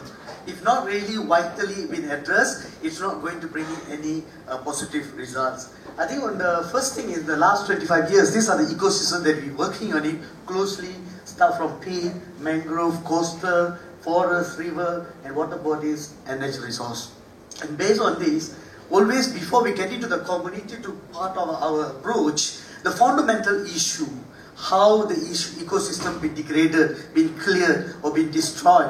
I think that is very important. Sometimes the clearance or destroys or damages is caused by the dependence. Sometimes the dependence over utilizations, over exploitations, that where we will identify from these environmental services, and from there we will try to identify what are the empowerment activity need to be done with the main part of the training, the program activity we will design according to the community empowerment, and that's where the GEC's interventions comes in with a strong participation from our funders and supporters and also our partners. At the end, what will happen is our indigenous people, local community, whoever going to be part of the things, they will strongly come in for the protections of the ecosystem, restoring the degraded area, enhancing the value of the forest, even the ecosystem. At the end, they become a solution for the ecosystem-based risk reductions, and then it's also the end of the activity that we are doing. It also will benefit to the economic. And this is all these years, in the past 25 years, we've been strongly working with more than 53 community groups. I think 51 from Malaysia, another 2 community groups from Riyadh. And then this is only, look after not only the forest, it's also covering all ecosystems as I mentioned previously just now. And this is our theory of change. As we know, whenever we start activities, we are not doing for short term. We always go for long term and sustainable. And then in order for us to do effective implementation, there are 5 important stages in our planning stage. Planning, implementation, monitoring, outcome, and sustainability. And both this stage, we divided, kita bagikan kepada 2, iaitu adalah ecosystem and also involvement of community. That is very crucial part that we always involve. Whenever we do planning, we not only look at the impact of the ecosystem, how effectively we can get involved the community. I think that is very important things. And from there we started to do the implementation at the site base, and then how we can get in the community strongly come in for the effective implementation, setting up nursery, setting up a group to undertake planting, maintenance, and do monitoring. That's one of the things I wanted to showcase from the effective community participations, how we can transform the degraded ecosystem into a good forest. And then same goes to outcome and also the sustainability. Sustainability is one of the important things because at the end of the day we can measure.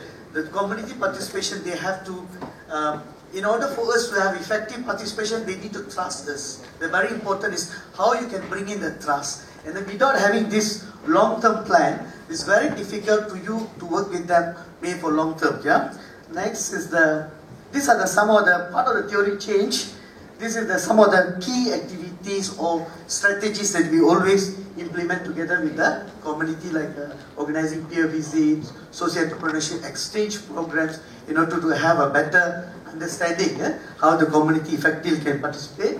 Next, these are some of our key achievements throughout the 25 years with the involvement of the 53 communities. We restored quite a number of ecosystem, and then we have education programs, 5 special modules being developed by GC itself, and the river-based initiative. There are around 45 rivers we managed to restore together until today with the involvement of strong participation from community, and there are a lot of other things. Next, I think this is an important part. As a the community being participate in the ecosystem restoration as a return value.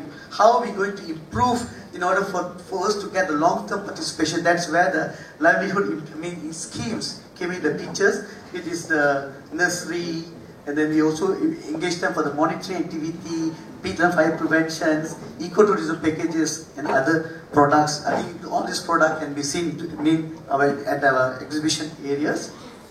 And this is something is very important I want to touch base.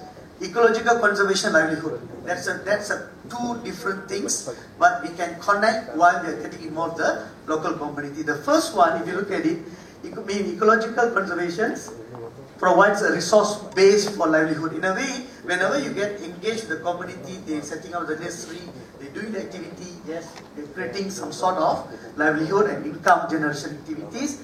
Second one is ecological benefit, conservation benefits shared by the local community. Whatever benefit they gain, they will share back to among the community. Yeah? And then the third one is very important. Ecological conservation may limit activity, can destroy the ecosystem. While we are creating the education empowerment, I think that's one of the things. And then another way, local livelihood to ecological, that's on the chain B. You can see alternative livelihood, alternative local livelihood reduce the pressure on ecosystem. Local livelihood improves the motivation capacity of the local community to get involved effectively on the ecological conservation. Livelihood bring about new pressure. If we are not teach the community properly, in a halfway, the over-exploitation will happen, and then at the end of the day, they become the problematic for the issue. Next is that these are the things where I wanted to showcase. You can see the pictures from here. We started in 2012, and today you can see the conditions. This can be done, is feasible. Yeah? And this is another issues we done in Selangor. And this is another area in Sabah Bernam, also similar. Yeah? With the help of the community, we can really can improve the ecosystem with a strong participation from all the sectors. Next, this is the water catchment area in Malacca. This is another areas with the proper hydrology management. And yeah, this is another effort under our National River Care Fund. Through the 8 cycles, we managed to support 75 community groups with a amount of 600K in order for them to do a small scale river restoration activity, SEPA activity among the local areas. And this is something that I wanted to highlight here. This is what we are planning in the last week. Every time, whenever we started to plan something to involve with the local community, I think these are 3 main important factors we always combine. This is ecological, economic, and social. With these 3 metrics, with this in a metric format, you can see that within these 3 metrics, what we always do, whenever we combine ecological with social, these are the benefits that we are always able to bring in very tangible result. Same goes to whenever we combine ecological, economic, which is more on the safe cost in terms of doing this main field restoration activities, and the same goes to economic and social, how we can produce, or indirectly this program also reduce the poverty line and also increase what we call the income viability for the local community. And this is our feature. What is we are focused, well, we aiming for it. Our move forward is scaling up whatever actions or whatever community lead action that we are really doing it. We wanted to scale up to the different scale with the involvement of many communities, not only in Malaysia, even the ASEAN or overseas. And plus, we also expand and extend the project related to the new community members involving with our existing Forest Care Fund, Peatland Fund, and also the River Care Fund. And also we're creating knowledge to learn and apply best practices among the community. We're always creating a platform for them to exchange the knowledge and ideas. And then we're leveraging the traditional knowledge, skill, interest, and needs and ecosystem restorations. And then enhancing the community empowerment, utilizing technologies in terms of part of their monitoring and the field-based work, and adopt local conservation and traditional knowledge in order for them to do much better the upcoming restoration work, strengthening smart partnership among all the players. Yeah, see, this is another important thing. All our works that we done, we published in a book. It can be made a reference for future use. Sorry, yeah, going to end. Yeah. Okay, then these are some of the publications. Not only we're doing the activity with the locals at local level, meanwhile we also document at the local. Consider we publish a lot of things. Phone ringing. Yeah, okay. And meantime, I take this opportunity to thank everyone. Before I would like to end, Mr. Moderator, just allow me to convey two pantun. Sure. Boleh? Okay. So this is involving our community. Always I prefer to use this pantun. Okay. 25 tahun GC berkhidmat, komuniti dan rakan strategi tunjang keramat. Bersatu teguh, berkobar semangat, alam terjamin, hidup selamat. Pohon sirih, pohon selasih, tumbuh berimbun di ujung laman. Kalungan budi, junjung kasih, menjadi kenangan sepanjang zaman. Thank you, Mr.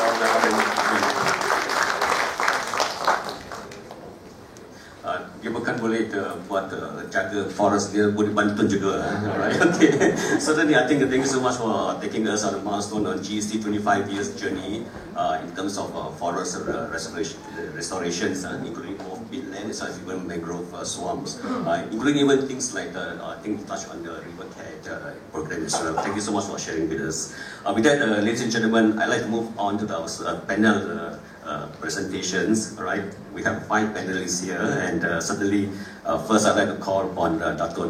Engineer Noor Hisham bin Ghazali, who will be taking us through on the topic on building effective engagement atau ribut urus efektif. Silakan yang berkata tu. Ya, kata 5 minit belum cukup. Bismillahirrahmanirrahim. Assalamualaikum warahmatullahi wabarakatuh dan salam sejahtera. The title of my presentation is Building Effective Engagement ataupun Ribat Urus Effective. So coming in at the more micro level here, coming in right to the core of the issue. It's about communication. Now over the years, in my role as the Director General of DID Malaysia formerly, we had worked with the GEC personally for me it was since 2009, and Dr. Kali has been a good friend and confidant in our challenges that we worked together. Congratulations to GEC for your 25 years of excellent support with KPS and the other government agencies that were involved with River Care, One State, One River, so many times. And okay, let's move on to the next slide. Okay, I call this Ribat Urus, stakeholder engagement, and over the years we have worked on this together with the GEC in all our programs. It was an iterative process. We learned the problems of the community, we studied the psychology, we improved our presentation and our approach, we found things out the hard way. And among the problems that we found out is that how we approach the stakeholder engagement. And this is the things that we have seen. And I put it all into this simple slide. And when you have a stakeholder engagement, you get all sorts of characters. They come to your stakeholder engagement, you expect a lot from them. But sometimes we have not transmitted our intentions properly to our audience. And this is what you get. So you get people who come and say, ini bukan kerja saya pengganti bidang terjun. Ya, saya diarah hadir. Saya tak sepatutnya ada di sini. Saya hanya wakil. Saya tak boleh buat keputusan. Nanti saya tanya ketua. These are real situations, my friends. And this has happened to my former officers and also some of my colleagues when they are asked to attend meetings and they are in a situation where they are there for a reason. But the issue is, did you put yourself into this position or did somebody put you into this? Whatever it is, you have to deliver. So the attitude should be the one in green. Ini penting. Saya bertanggungjawab sebagai wakil jabatan. Saya mesti menyumbang idea. Maklumat saya perlu tepat. Saya mesti maklumkan pejabat saya. Saya akan susul dengan butiran yang terperinci. Saya wakil bos. Saya akan maklumkan dia tentang perkembangan terkini. Very simple things, but believe me, it has failed. In many stakeholder engagements, the transmittal of information from the engagement back to the organization did not happen because a different person was responsible, a different person attended the meeting. So it is very simple if you look at it, but so many times from my position, first as the middle manager and progressing into a senior and more authoritative position, I've seen that things get lost in translation. From the beauty of a master plan we created at the HQ level, by the time it comes down to the district, to the operational people, it disappears. Bahasa pun berubah daripada bahasa Inggeris dalam semua kajian-kajian yang dibuat oleh jabatan sampai ke operasi. Tak faham dah. Yeah? Gets diluted along the way and the gist of the matter sometimes disappears. Okay, again, I'm taking this opportunity to give a simple lecture, I suppose, in stakeholder engagement. Let's go back to the basics of it. Understand the reason why you are there. Apakah ada tujuan kita di situ? Ya? Untuk sampaikan maklumat, untuk dapatkan maklum balas, untuk mengajar, kadang-kadang untuk mempengaruhi, kadang-kadang untuk membuat keputusan bersama. So it's part of the inclusivity situation. So when you are there, you have a role to play. And what is the preparation? Now, when you write letters to stakeholders, tell them why you want to attend the meeting. Tell them why they are important. This is what I expect from you. And if you miss that opportunity, another person will come. The person that you want is not there. They've not been instructed. They don't come prepared. So you lose an opportunity to impart what you really want to do, and you are getting back feedback that doesn't work for you. Okay. Dan bila kita hadiri sesi lebat lurus, info diberikan dan balas diharapkan, dan gunakan hak bersuara. So you have to speak. You have to voice your opinion. You have to understand that you are there for a reason, and your views are important. And you have, in the process, to understand the position of the people who are there with you. They may have diametrically opposite views. They may disagree with you. They may be clearly against you. But the idea is to listen and to give feedback, to help them understand, and in the process, you have to understand their position, right? And hasilnya apakah dia? Bagaimana maklumat itu akan diberikan?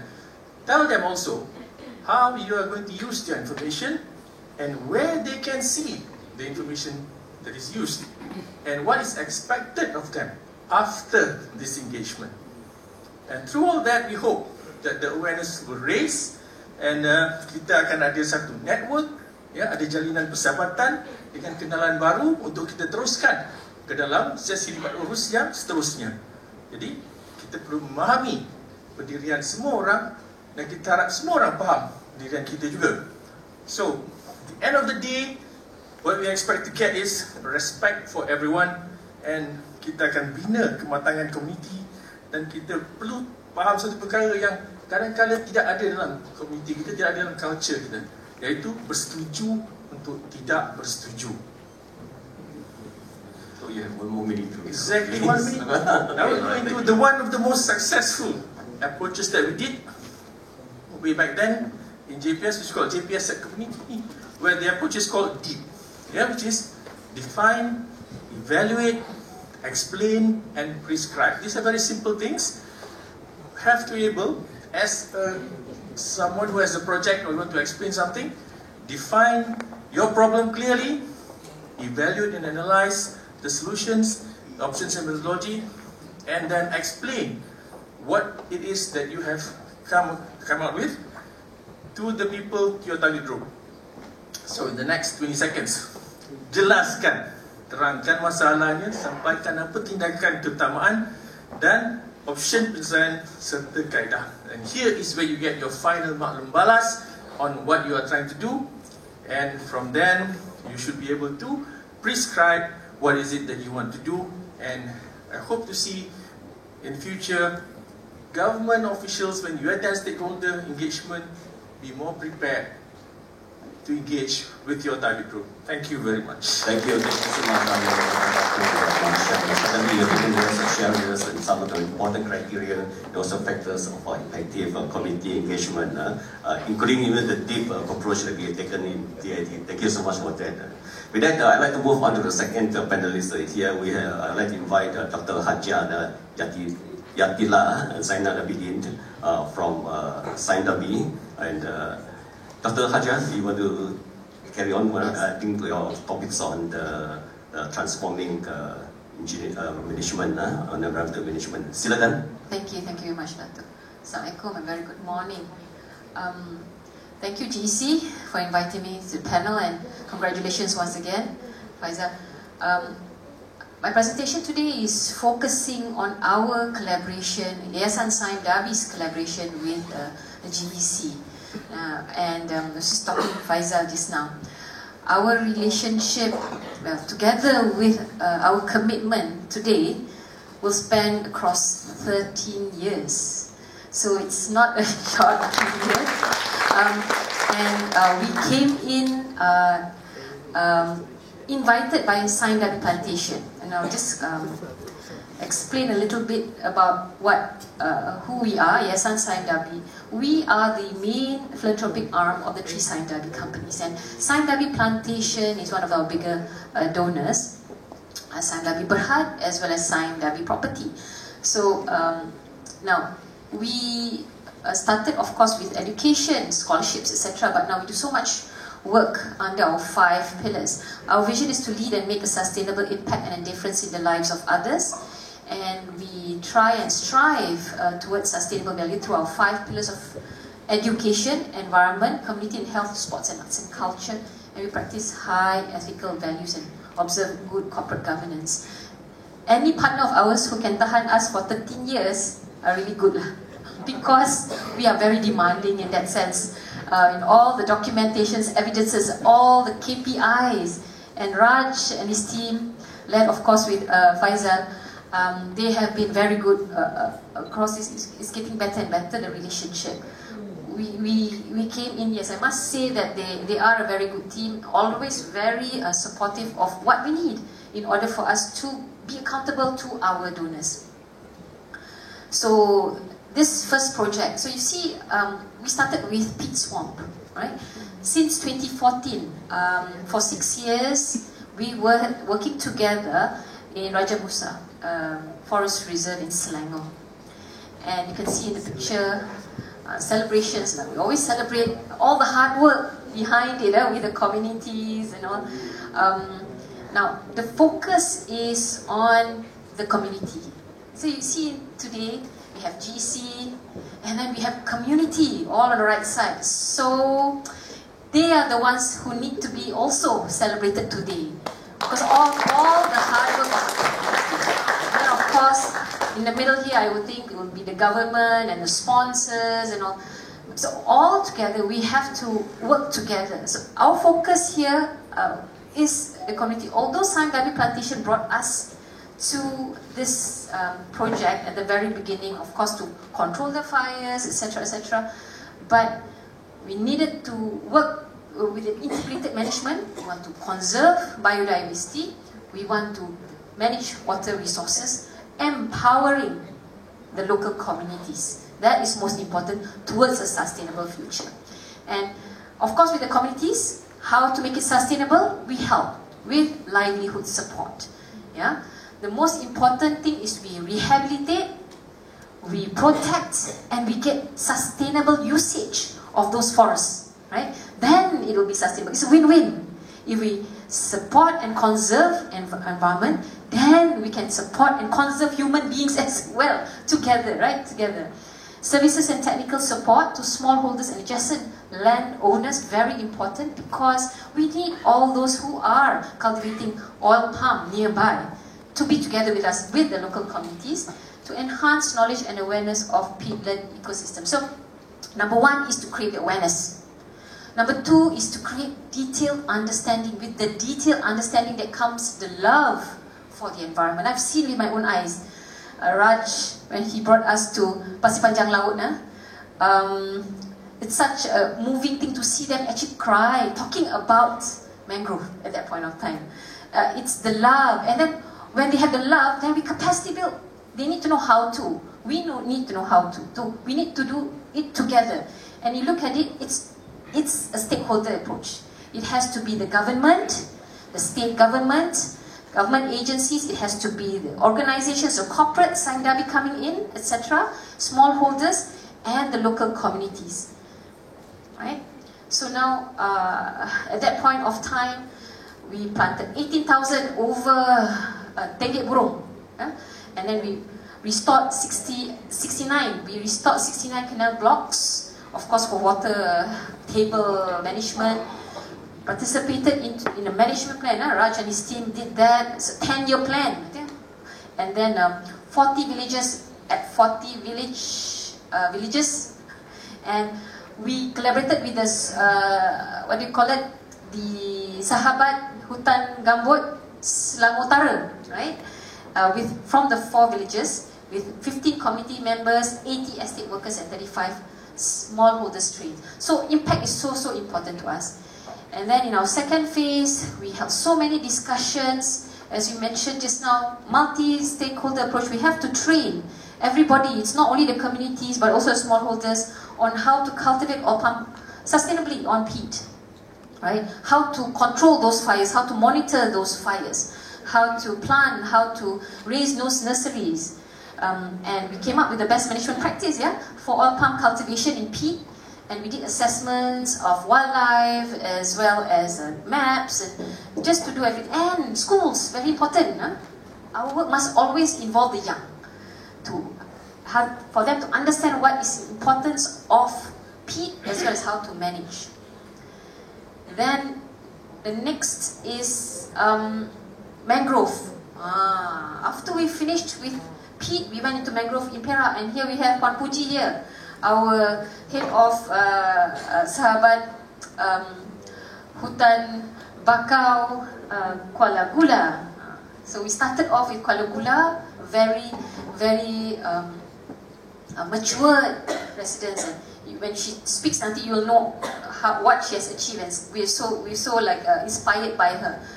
We need to go into mangrove and coastal resources and looking at the sustainable use of mangrove. As I mentioned just now, communities are so important. We have to work together to strengthen the institutional capacity of the local community organizations. So sudah masuk zone merah. Yeah, okay. I only one more slide after this. And Puan Puji here will go forward telling what has been achieved. So these are the six areas that we are looking at. One in Kedah, 2 in Perak, Kuala Guru and Pasir Panjang, and then Merbuk in Kedah. In Selangor is Tebuk Mendeleng, and Parit Kasim, Selangor, Pulau Tanjung Surat in Johor. Johor, Parit Kasim, and Pulau Tanjung Surat in Johor. So we want to set up one nursery, upgrade 5 existing nurseries, and produce 2 new productions of coffee and tea. Today, I think ada kat luar, Jeruju and Berembang, flavored coffee and tea. Please support the local communities and buy.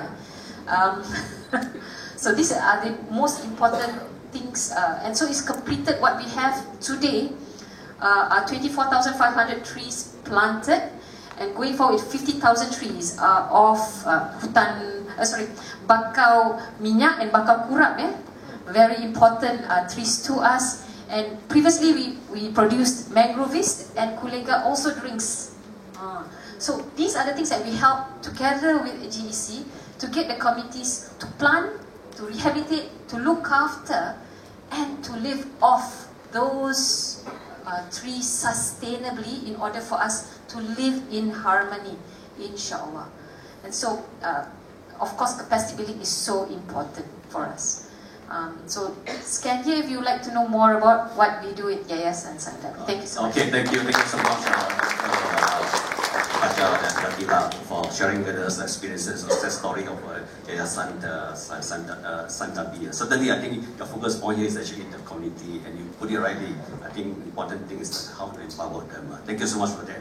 I'd like to move on then to the third present panelist. Can I invite Yang Baratat Patin J1 bin Alang? He will take us through on dalam tajuknya Kayu di Tonggang, inisiatif Eko Pelancongan berasas solusi alam 10 jadi. Silakan Yang Baratat Patin J1. Terima kasih. Ini tahu guna roster. Silakan. Betul boleh kan moderator pada hari ini. Assalamualaikum warahmatullahi wabarakatuh. Izinkan saya untuk bercakap dalam bahasa Melayu. Sudah boleh. Teruskan silakan. Okey, sebelum itu saya ingin memperkenalkan diri. Nama saya Cik Wan bin Alang, Tok Batin Kampung Orang Asli Sungai Tonggang daripada Ulu Bintang, Perak. Alhamdulillah, saya sebelum ini memegang jawatan setiausaha kampung dan sekarang memegang jawatan pengurusi Koperasi Kampung Orang Asli Sungai Tonggang Berhad.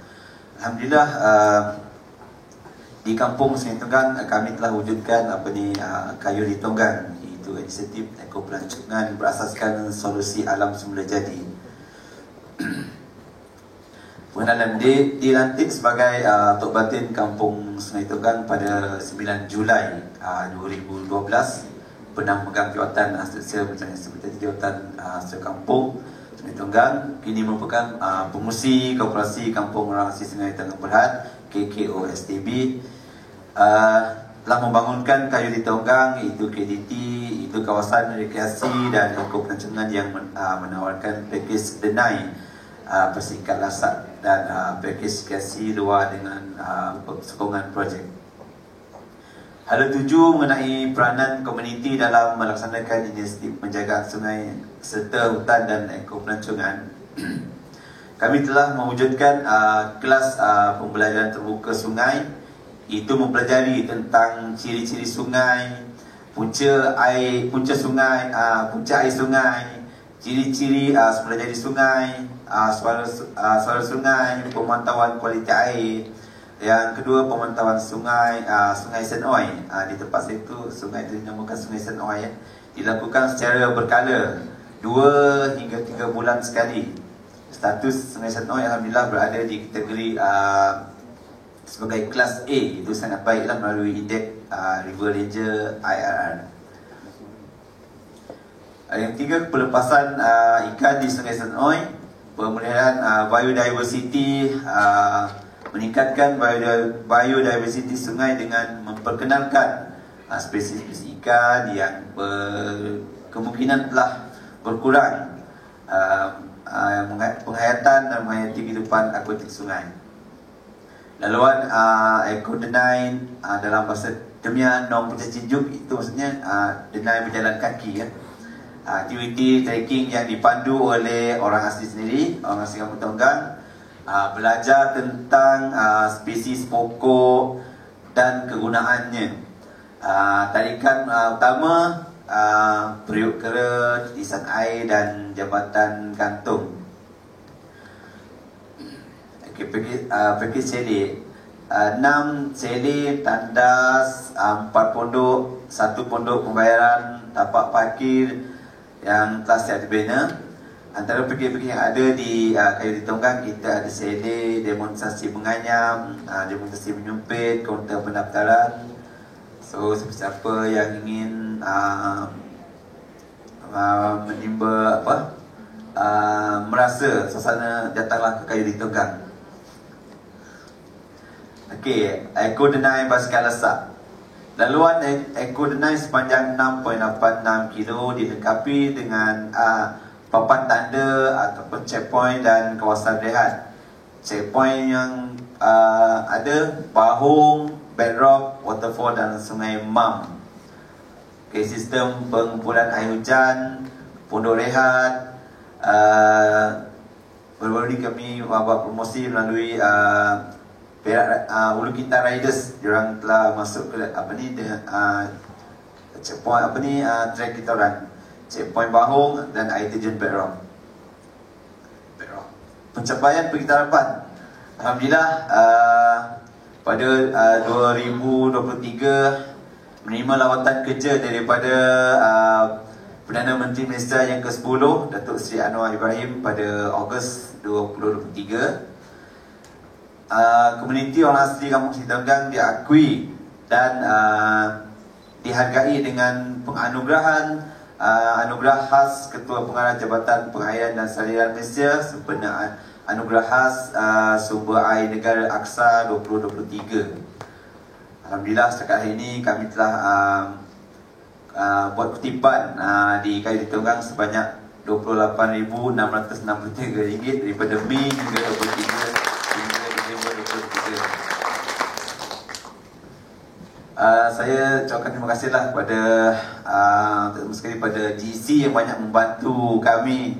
Sebelum ni kami tempat tu memang agak sendu lah. Tiba-tiba GC muncul telah membangunkan tempat yang saya ada. Alhamdulillah sekarang kami manfaatkan benda tu untuk komuniti.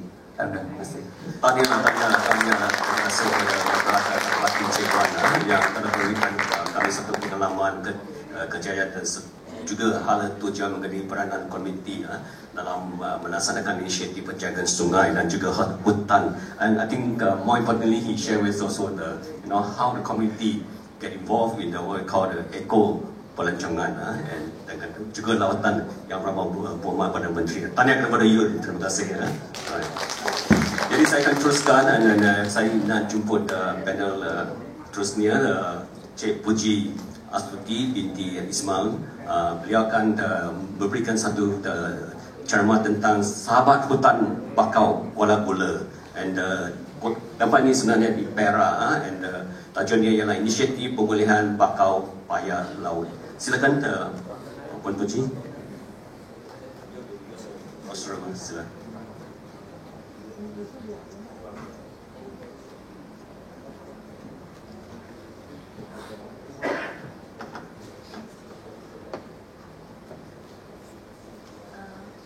Assalamualaikum, salam sejahtera.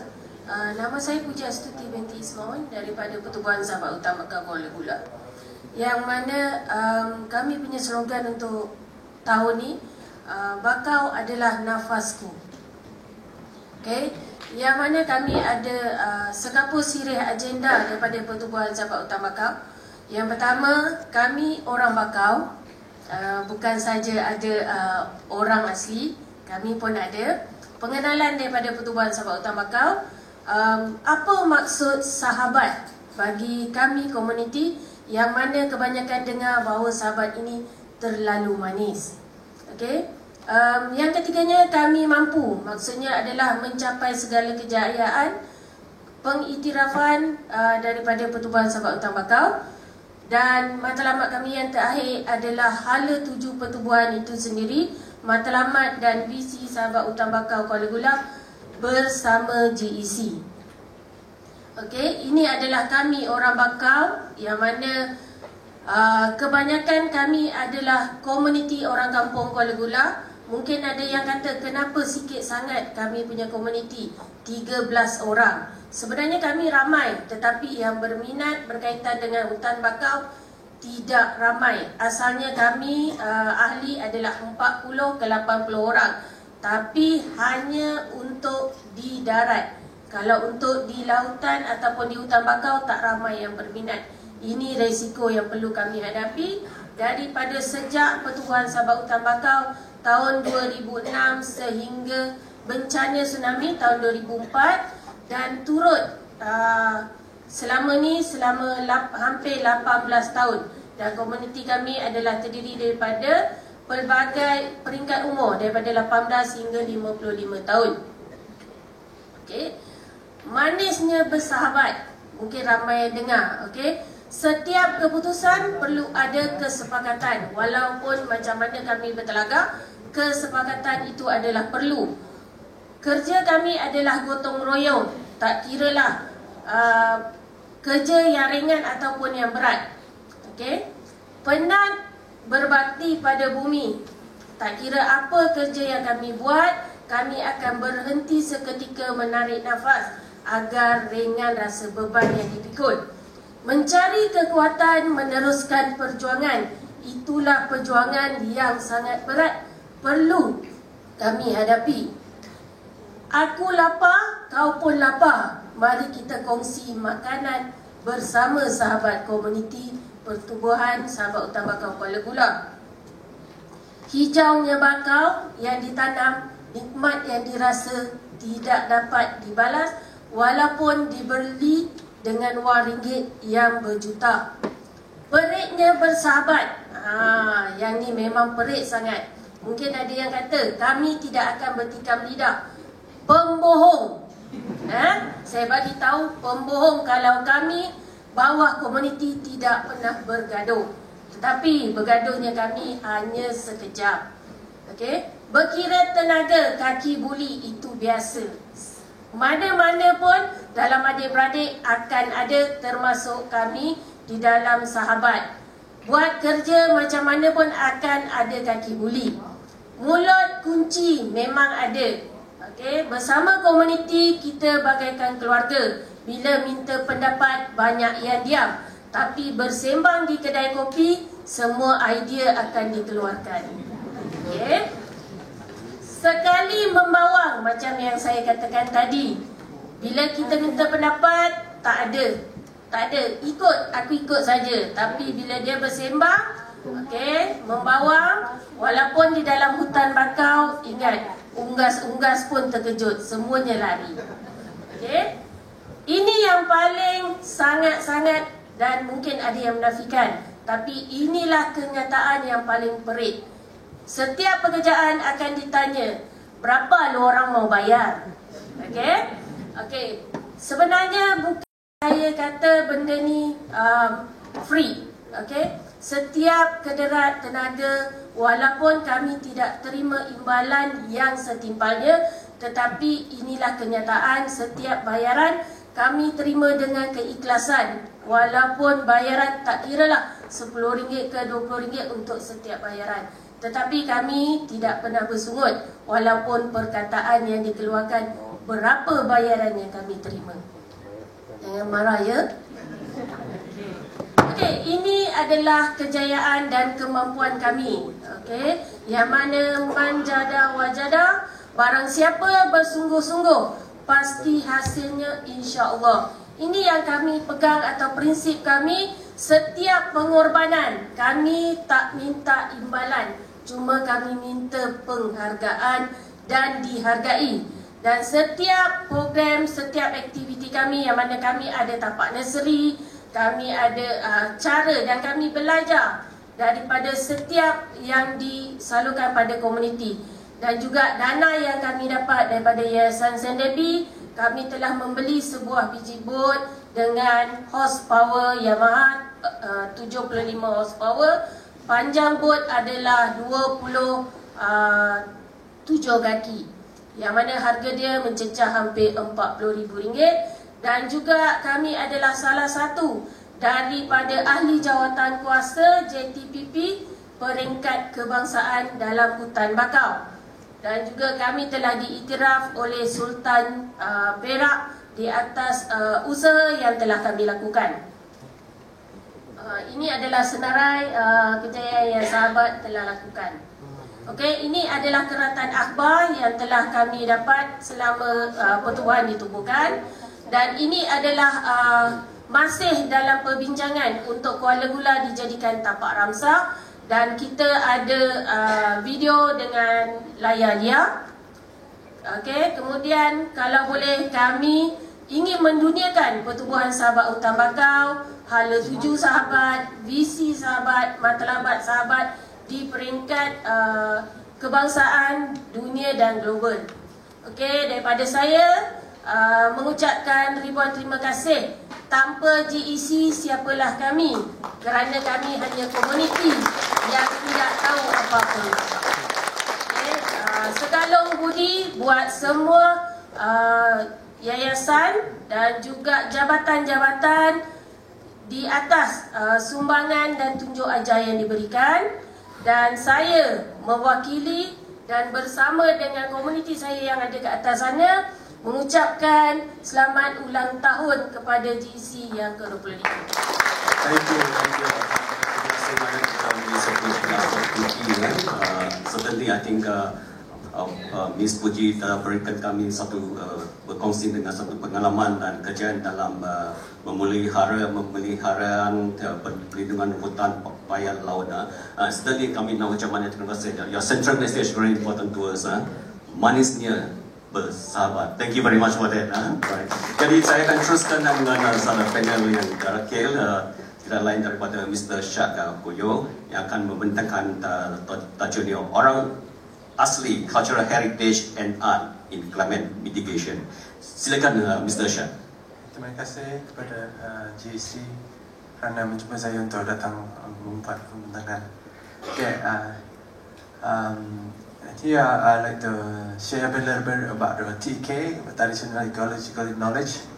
Dalam kehidupan orang asli, traditional knowledge ni dah biasa. Traditional ni dah diturunkan daripada ibu bapa dan nenek moyang kami sejak dari dulu sendiri sampai sekarang. And this is one example that really enshrine us in our DNA as indigenous people, that we live harmoniously together with the natures. And one of the example is Sweden, or Sweden agriculture, or temporary agriculture that been practiced by many orang asli di seluruh Malaysia. Sweden agriculture is very sustainable, and if now many of community di kawasan di Pahang dah melakukan penanaman padi huma atau padi bukit yang selari dengan kawasan hutan tempatan. So it's very sustainable way to manage the land and as well to cultivate what they have in the ground. For example, the padi huma they be planted, and then before they planted they clear the land, and lepas tu dia bakar kawasan tu untuk menjadikan kawasan tu subur. Lepas tu ditanamkan dengan padi huma, and then selepas itu selepas habis padi huma di harvested, lepas tu kawasan itu dijadikan untuk tanaman seperti keladi, ubi kayu dan juga sayur-sayuran lain untuk menjadikan kawasan itu lebih banyak sayur-sayuran dan juga menyuburkan tanah tersebut selepas tanaman padi huma. So the soil is not just one monoculture, one monocrop, but actually it's allow other plant also to grow. In the same time, they allow other wildlife together. They can enjoy the land together. Because it's in our culture, we cannot even we have to respect the land. In order to respect the land, we need to practice the sustainable way to manage the land. So, and also the land is very cultural and spiritual significant to the orang asli. So many of these people, bukan saja di Malaysia, seluruh dunia pun mempunyai practice culture and spiritual significant to the land. So every land we open, we need to acknowledge the owner of the land. Di mana kalau buka kawasan tanah yang baru, kita kena memberi hormat kepada semangat-semangat yang duduk di kawasan tersebut. Di mana kami akan membuat secara satu seremoni atau sembahyang untuk kawasan tanah tersebut untuk memberitahu semangat tanah tersebut yang kami mahu untuk membuka tanah untuk mencari makan. Dan this is one of the very important that many orang asli did that really we are together with the nature. It's not that's just human want to exploit the land, but actually we want to live harmoniously with the. So it's a very holistic way to manage the land and as well to live together with the land. This is part of our culture, part of our religion, and this is the one I think we need to respect many indigenous people. Why we protect the land? Why we will protect the forest, for example? Why we will protect water? Why we will protect river? Because this is our future. Because if you don't think about the wildlife, think about nature, if we just think about profit, we cannot live long in the future. And that's the legacy we want to leave for our next generation. So legacy ini bukan untuk kita, untuk masa depan, untuk anak-anak yang cucu-cucu kita yang masa depan. So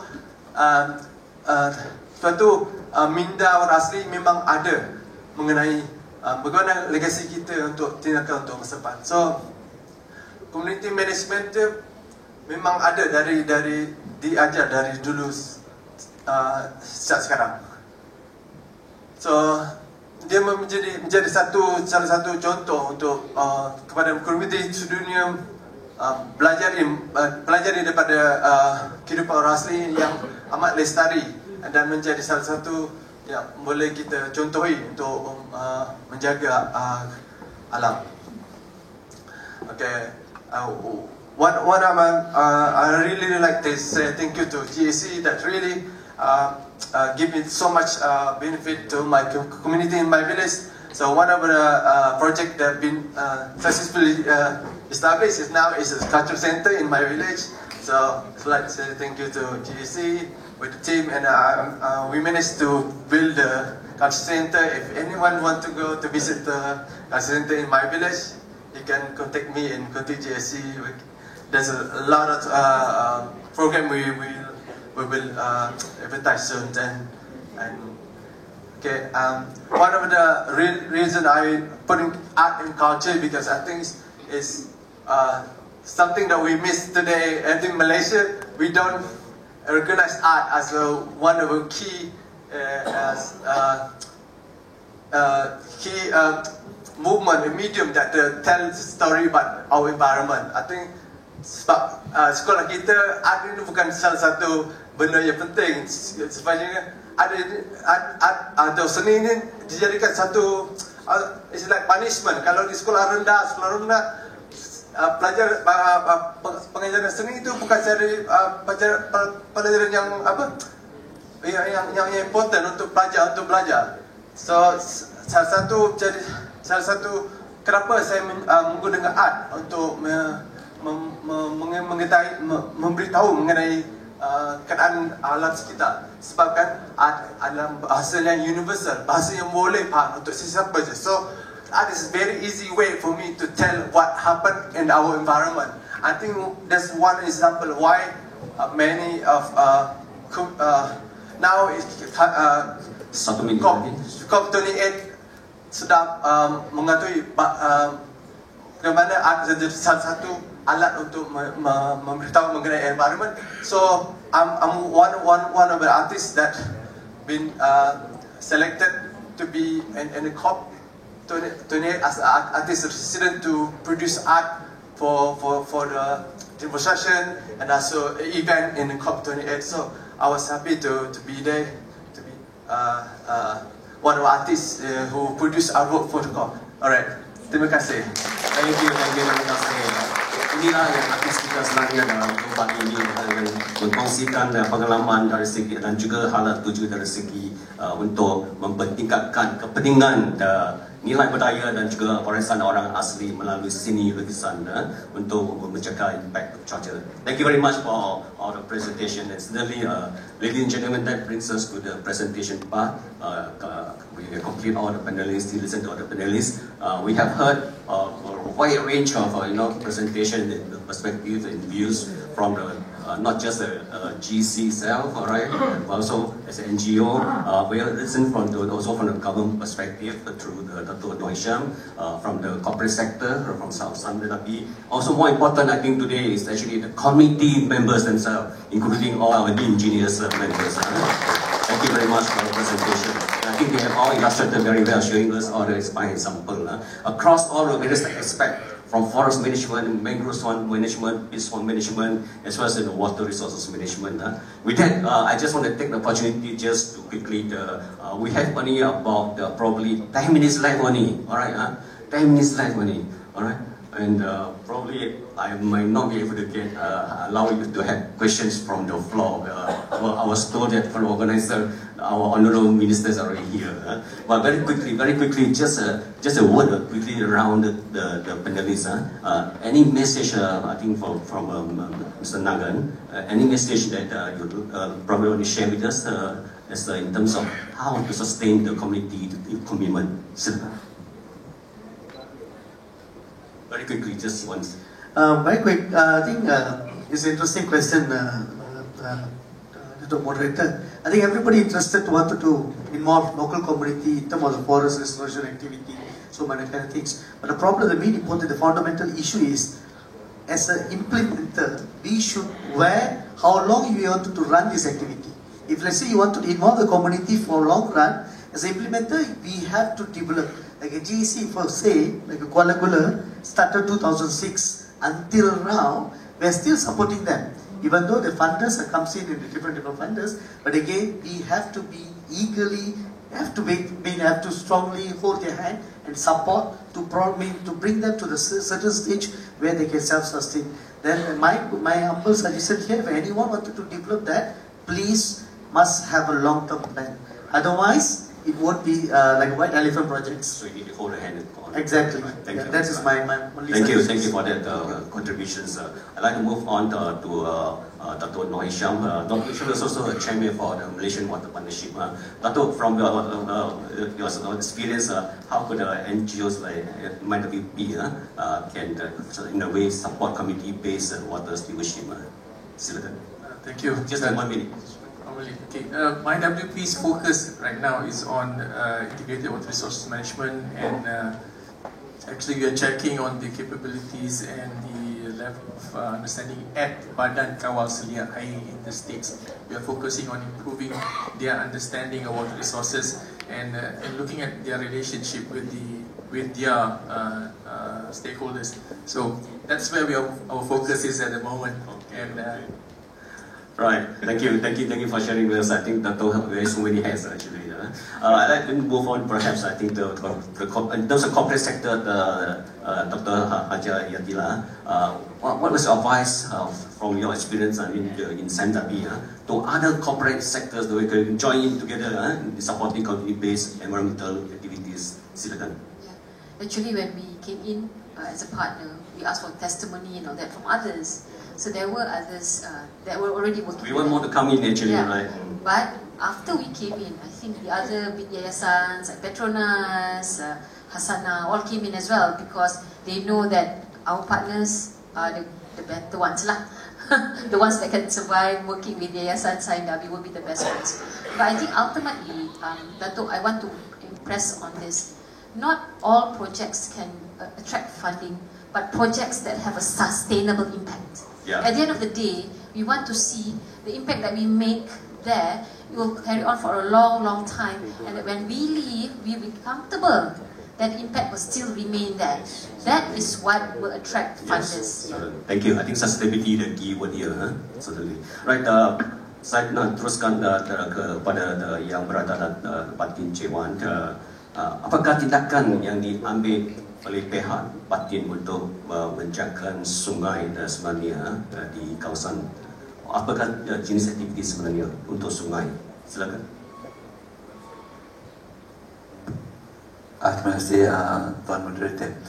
Okey, pada saya tindakan yang saya ambil adalah saya telah mewujudkan satu tim Youth River Ranger. Kita sama-sama menjaga sungai, kebersihan sungai dan juga hutan. Jadi saya pun ucapkan terima kasihlah kepada GC yang banyak membantu kami, yang mengajar kami. Saya berharap pada GC jangan jemu-jemulah untuk mengajar kami lagi. So itulah, alam sekitar amat pentinglah pada kita semua. Kalau kita tidak menjaganya, siapa lagi yang menjaga alam sekitar untuk kita. So saya berharap pada semualah kita sama-sama lah menjaga alam sekitar yang Allah kurniakan kepada kita untuk kita sama-sama menjaganya. Terima kasih.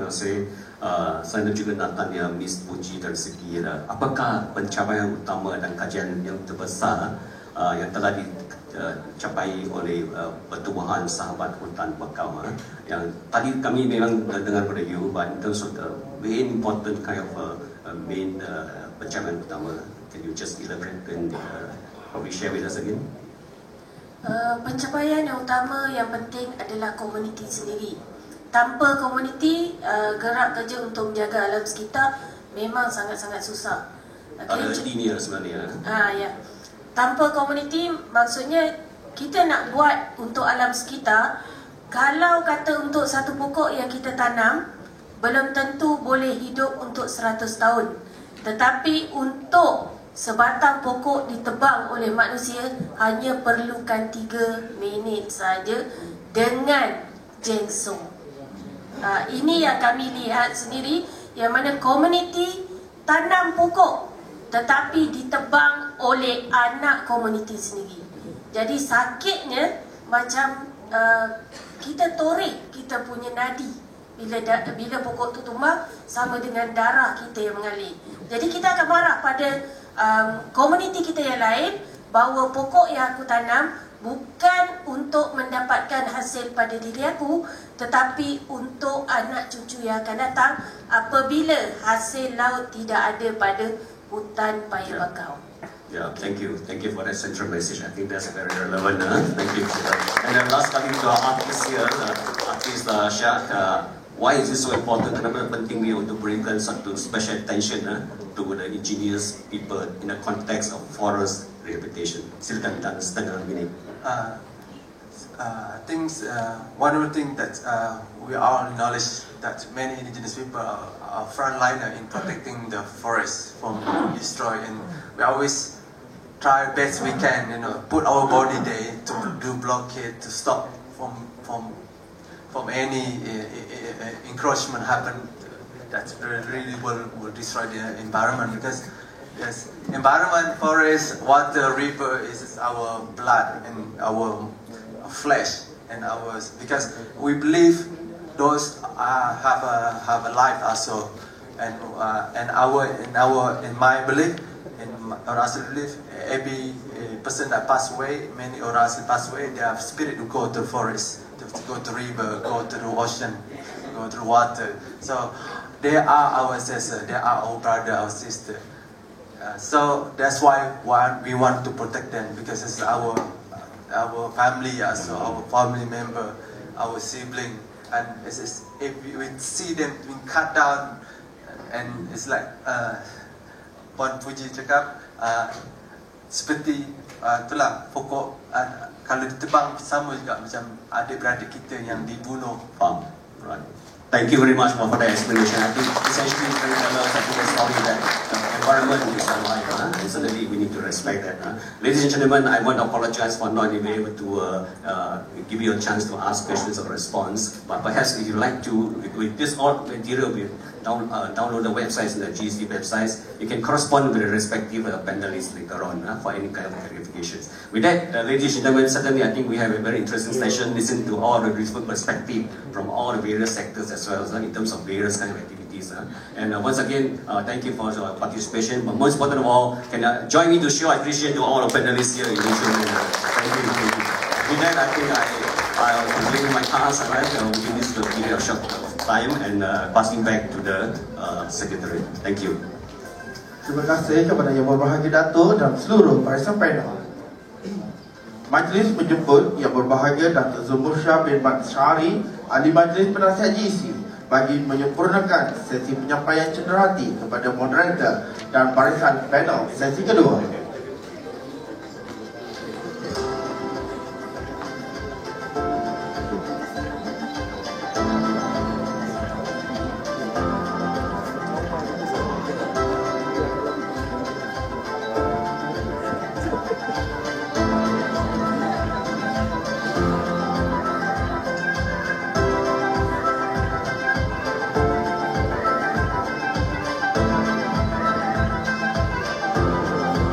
terima kasih kepada Datuk Zulmusyah atas penyampaian cerah di sebentar tadi, dan kita teruskan sesi pertama.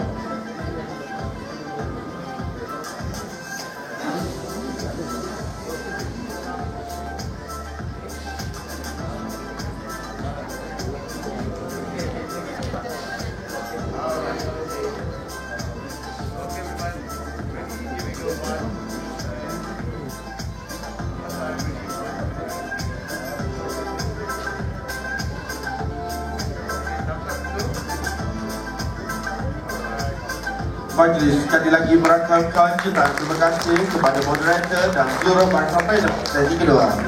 Dengan ini, maka tamatlah sudah sesi forum ulang tahun GC ke-25, 25 tahun membangunkan perkongsian untuk alam sekitar menuju wawasan 2050. Hadirin yang dihormati, majlis perasmian akan bermula bila persa dari sekarang. Oleh itu, diminta hadirin agar berada di tempat duduk masing-masing. Our launch ceremony will begin shortly, so we encourage all attendees to be remain seated. Ada lagi sebentar lagi, hadirin juga dimohon berdiri bagi menyambut ketibaan tetamu-tetamu kehormat. We hereby request the cooperation of all attendees to stand up during the arrival of VIP guests.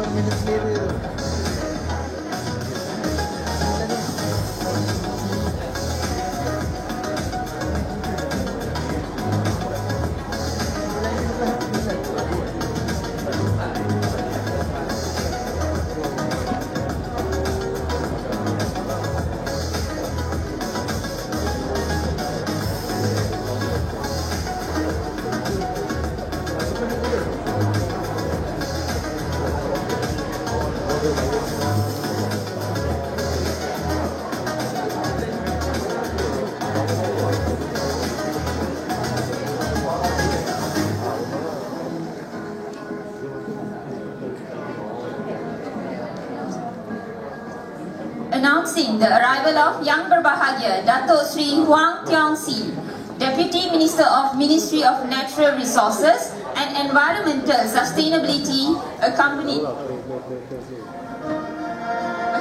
by the guest of honor into the hall. Hadirin dimohon berdiri.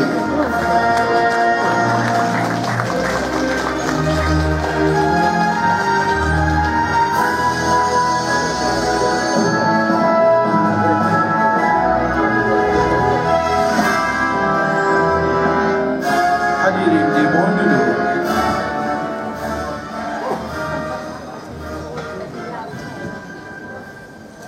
Yang Berbahagia Dato Sri Huang Tiong Si, Deputy Minister of Ministry of Natural Resources and Environmental Sustainability, Yang Berbahagia Dato Halimah binti Hassan, Chairperson of Global Environment Centre, Mr. Faisal Parish, Director of Global Environment Centre, respected Advisory Council of Global Environment Centre, distinguished guests, community members, ladies and gentlemen, wishing you a very good morning. Before we even begin, as we are still afresh, we would like to request everyone here for a big seated group photography session with a cue from our photographers who are right in front of our stage. Sebelum kita meneruskan majlis, kami terlebih dahulu mohon hadirin sekalian untuk bersedia bagi sesi bergambar bersama Yang Berbahagia Datuk dan tetamu-tetamu kehormat.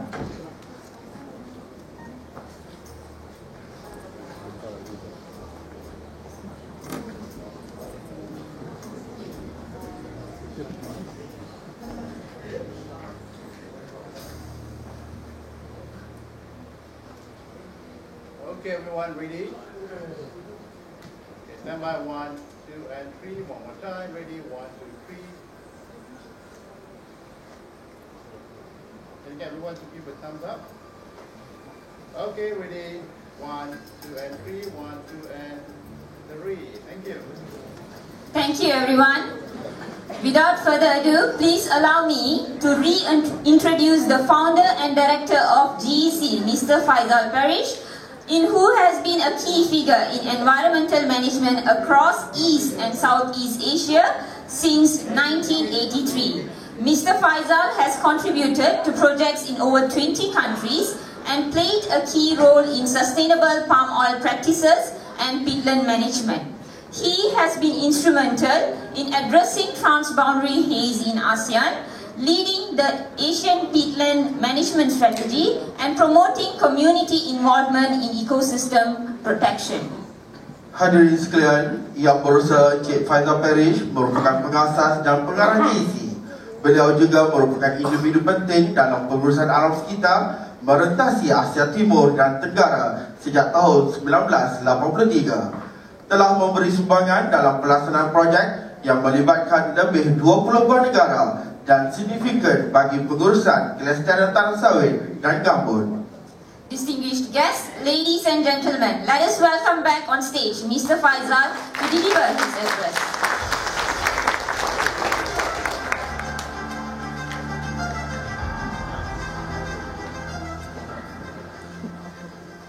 Assalamualaikum and good morning again. Let me present to you some of the key elements of GC activities over the last 25 years and our vision for 2050 and how we hope to get there. So Global Environment Centre is a Malaysian non-profit organisation established 25 years ago with our headquarters, our global headquarters here in Selangor, in Petaling Jaya, and 6 field offices nationwide. We have more than 50 full-time staff and many part-time facilitators, associate and community partners. Over time, we've implemented over 260 projects with 160 partners and activities in 20 countries. We work in all of the different ASEAN member states, as well as China and globally. We are focused on multi-stakeholder partnership. We work together with the government, particularly the Malaysian government, private sector, education and research institutes, civil society organizations and community groups. And over the years we have more than 80,000 volunteers, participants, beneficiaries. We have 4 main programs: peatlands, Forest and Coastal, River Care, and Outreach and Partnership Program.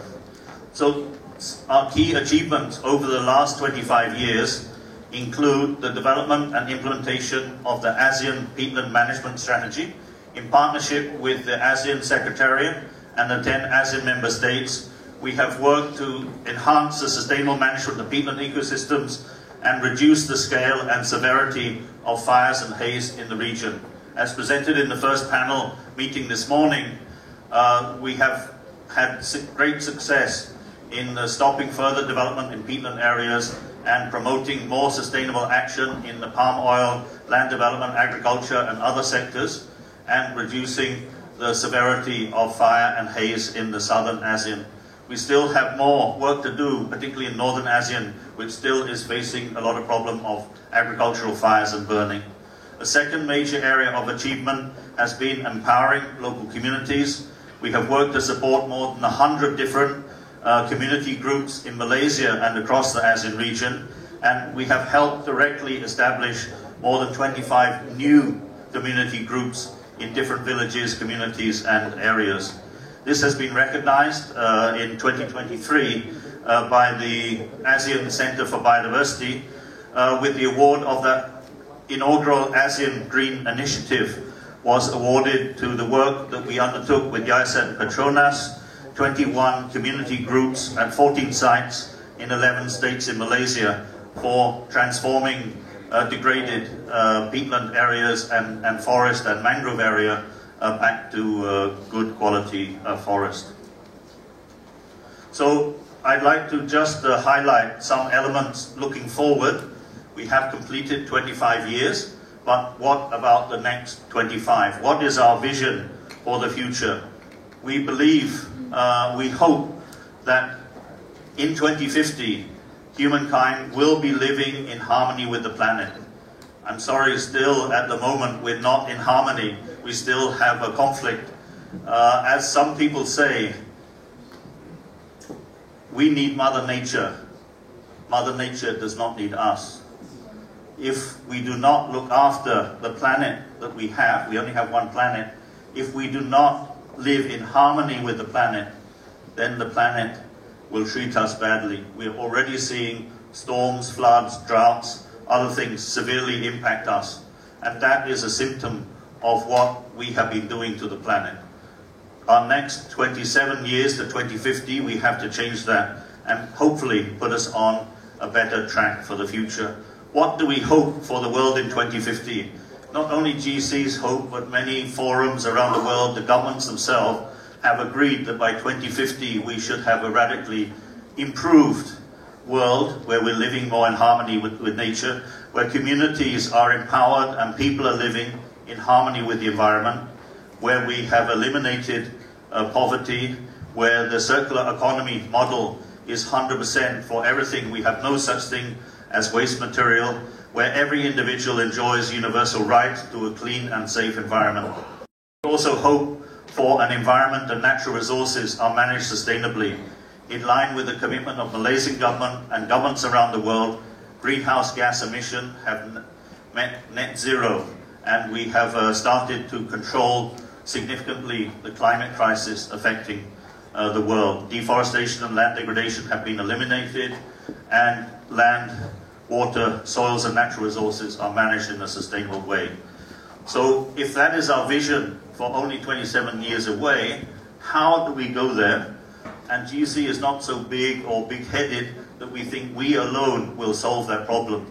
We can only do this in partnership with multiple organizations, from government, from civil society, from community, from private sector. Only if we have a mass movement and a common vision, then we will be able to meet this. So our key approach to move forward is to work in multi-stakeholder cooperation, to expand the South-South technical cooperation and exchange, both within Malaysia, between different communities, but also between Malaysia and other countries around the world.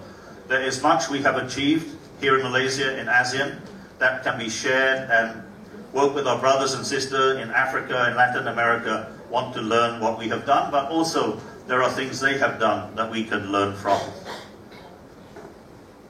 So what is going to be the focus? we're going to maintain our current focus on 3 ecosystems, peatland, forest and rivers, because we see by focusing on those ecosystems that we can really make a difference and continue the transformation journey.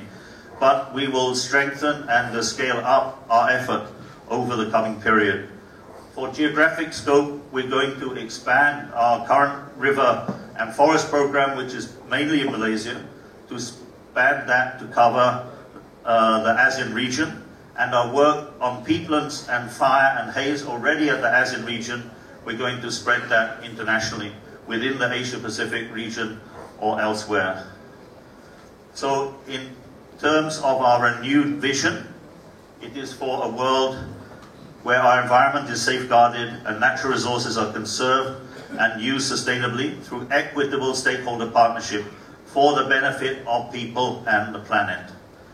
Our tagline will remain building partnerships for the environment, because without partnerships, we will not achieve our goals. The overall objectives will be broadly similar to those before, and we will work to strengthen stakeholder capacity and mainstream participation, and move to a focus on a whole of society approach. Again, in line with the government statement in the 12th Malaysia Plan, we must have a whole of society approach to bring together all sectors. So just briefly to touch on the strategy for 2030 under the different programs. Under our forest and coastal program, we expand with a target to be working in 5 ASEAN member states by 2030, and to strengthen work on nature-based solution for disaster risk reduction, particularly in protection of coastal areas against shoreline erosion. In terms of the peatland program, the targets for 2030 will to be supporting the implementation of the ASEAN Haze-Free Roadmap and the ASEAN Peatland Management Strategy, which run up to 2030, and assisting the member states in the full implementation of that, as well as further development and operationalize the ASEAN Investment Framework for Haze-Free Sustainable Land Management, as a way we hope to leverage about 1.5 to 2 billion US dollars in additional financing from government, international community, private sector and other sources to tackle the root cause of the fire and transboundary haze in the region. We also want to expand geographically and re-establish our collaboration on the peatlands in China, which have a lot of parallels with the situation here in Malaysia. Previously, we have worked in the Tibetan Plateau in particular in restoring the upland peatlands, which are very critical for water supply in the Yellow River Basin and the Yangtze Basin. For the River Care program, our target for 2030, including a national platform to empower citizen science as a key way. We believe that every Malaysian and everyone in the region can play a role in safeguarding the water resources and rivers of our countries. We want to expand our in-depth integrated river basin management approach from the Kinta and Klang rivers to a much broader range of rivers in partnership with the state government and different agencies. And we aim to establish a Southeast Asia community-based river restoration network to showcase best practices across the region. Last but not least, our outreach and partnership program will aim to expand the program to enhance sustainable community livelihoods, build network with stakeholders across the region as well as at global level, and improve the cooperation with the private sector to minimize impacts and promote sustainable development. In terms of cross-cutting initiatives, we're going to expand our work on environmental education, help the government and other agencies meet the sustainable development goals, and ensure that GC operations are carbon and biodiversity positive and water and waste neutral by 2030. So overall, to do this, we do need to strengthen our operation and expand our partnerships, in particular in countries in the region and globally. And also, we're going to empower and strengthen formalize our cooperation with communities. And that is a second element that we're going to be launching this morning, and that is the launching of GC's community network, which will bring together different community members from across Malaysia and also from parts of Indonesia to share and work together to further strengthen and promote the power of the people to protect and restore environment and natural resources. So with that, I would like to thank again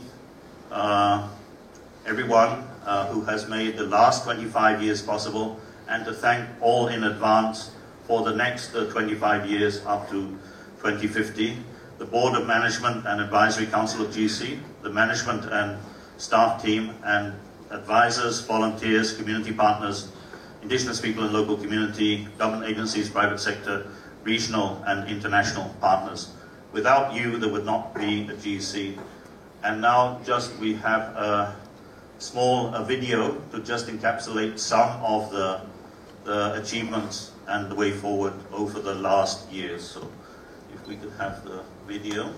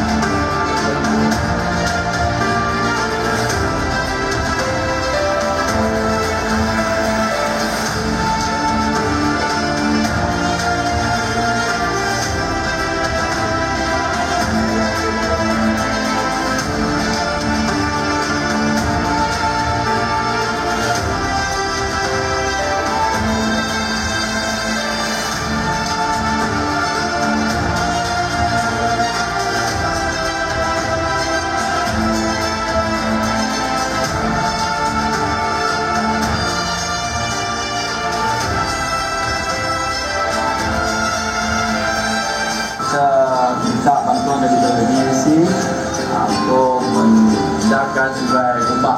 Tuan Yeri, kita selaku masa bersihkan kita dan GC daripada itu mesti ikut dan juga tentang pokok kita.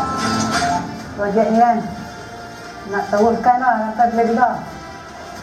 Sebab projek ni banyak manfaat dia dekat komuniti. Macam-macam manfaat dia. Dan meningkat pendapatan.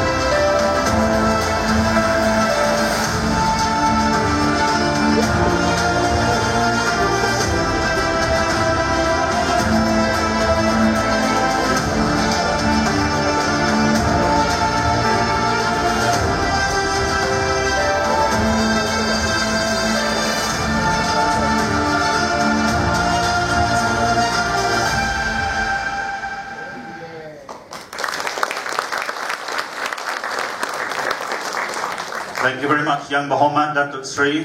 Thank you again for gracing this occasion on our 25th anniversary.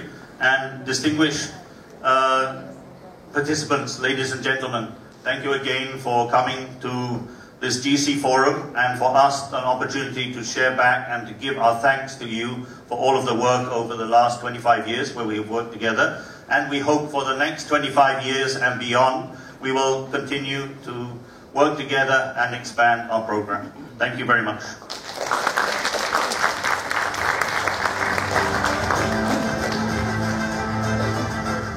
Thank you, Mr. Faisal. Dear guests, ladies and gentlemen, join me in welcoming on stage the Honourable Deputy Minister of Ministry of Natural Resources and Environmental Sustainability, Yang Berbahagia Datuk Seri Huang Tiong Si, to deliver the official address, followed by launching of GEC's 2050 Vision and Strategy as well as GEC Community Network. Hadirin sekalian, seterusnya majlis dengan segala hormatnya menjemput dan mempersilakan Yang Berbahagia Datuk Seri untuk menyampaikan ucapan perasmian dan seterusnya melancarkan visi dan strategi GEC 2050 serta jaringan komuniti GEC. Majlis menjemput dan mempersilakan Yang Berbahagia Datuk Seri.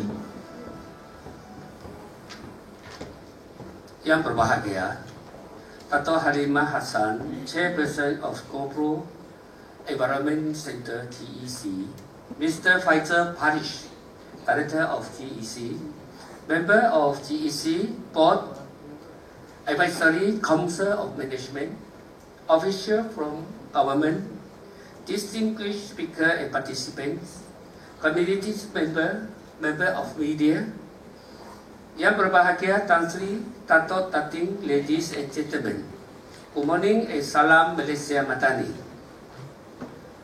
Firstly, I would like to express my heartfelt condolences on the passing of the late Tuan Haji Zainuddin Ismail, the Global Environment Center GEC Chairman.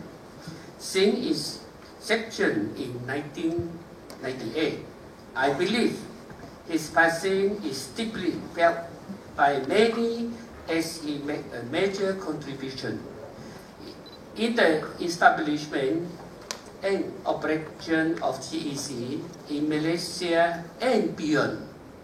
May God grant him eternal rest, life, and peace. On that note, allow me to take this opportunity to congratulate Yang Berbahagia Dato' Halimah Hassan on her appointment as the new chairperson of GEC. She served with the Department of Environment, DOE Malaysia, for more than 30 years, and led DOE as Director General from 2011 until 2015. I believe under her leadership, GEC can look forward to elevating each ward to contribute to environmental sustainability in years to come. Distinguished guests, ladies and gentlemen, we are here today at Global Environment Center's 25th Anniversary Forum to celebrate 25 years building partnership for the environment and to reflect on and learn from the hard work and dedication from every one of you for over the years. Together with us today are the government agency representative, corporate and community partners, members of the environment, NGO, and civil society, fraternity, and local communities members. It is edifying to be amongst the diverse group of the leaders in championing environmental conservation across Malaysia and the region, working hand in hand to protect the environment and ensure the natural resources sustainability. I am honored to be here with all of you to officiate this forum as well as GEC 2050. vision and strategy, and GEC Communities Network as a testament of this forward vision in tackling a broad range of environmental and social issues towards environmental protection and conservation efforts.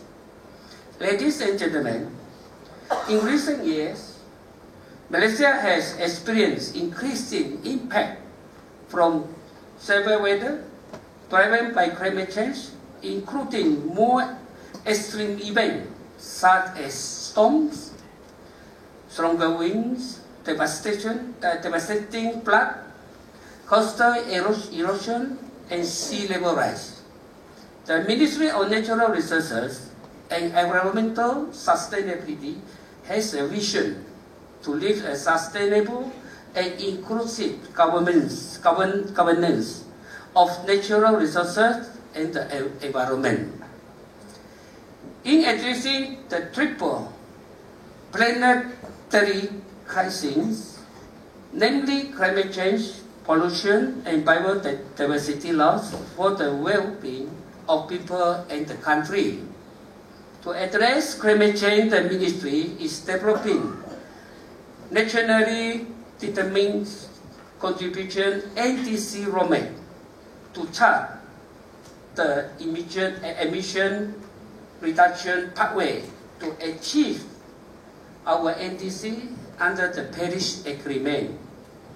The roadmap would help us identify specific sectors and stakeholders to implement emission reduction action and contribution towards the achievement of Malaysia NDC target.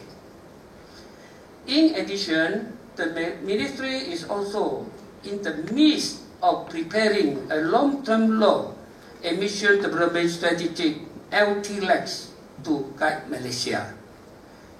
In meeting the national aspiration to achieve net zero greenhouse gases emissions by 2050 at the earlier, in order to meet these ambitious commitment and aspirations, we will need to promote sustainability and just transition strategies across key economic sectors, such as energy and enhanced land use management strategy. On the other hand, it is important to retain our natural carbon sinks by improving the management of forests and wetlands. The Malaysian Greening Program, through the 100 million tree planting campaigns, has planted more than 82.78 million trees today. This is only made possible with the contribution from every stakeholder. One of the serious problems in the ASEAN region is the transboundary haze pollution caused by peatland and forest fire, as well as land clearing and burning of agricultural waste. Malaysia has also been impacted. In the past year, and although the situation has improved due to collective actions with our neighboring country in addressing this problem, Malaysia fully supports the implementation of our new ASEAN Peatland Management Strategy 2023 to 2030, as well as the ASEAN Haze Free Roadmap 2023 to 2030. I acknowledge GEC contributions as an active partner in the development of these plans and in assisting the ASEAN Secretariat in the implementation of the ASEAN Investment Framework for haze-free sustainable land management 2023 to 2030.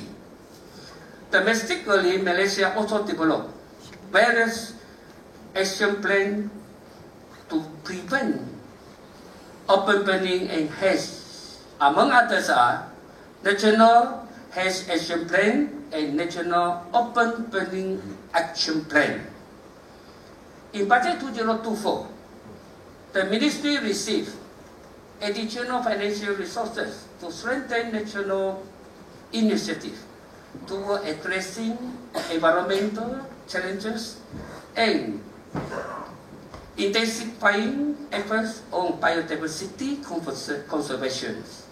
This includes increasing the ecological physical transfer to biodiversity conservation (EFT) from ringgit Malaysia 150 million in 2023 to ringgit Malaysia 200 million in 2024, expanding the number of communities rangers under the Biodiversity Protection and Patrolling Program (BP3) from 1,005 in 2023 to 2,000 in 2024, with an allocation of ringgit Malaysia 60 million and an increased focus on climate mitigation. In such effort, we need support from all parties to ensure the successful implementation of this initiative. Ladies and gentlemen, ever since the establishment of GEC, various collaboration has been taken to support the government in addressing to triple planetary health, recognizing the expertise and experience of GEC. The Ministry has appointed them as a member of the Consultative Panel on Climate Change, which was officially established in 2023. The Ministry also approached GEC for active participation at the Malaysia Pavilion during COP27 and COP28 to showcase effort at peatland management.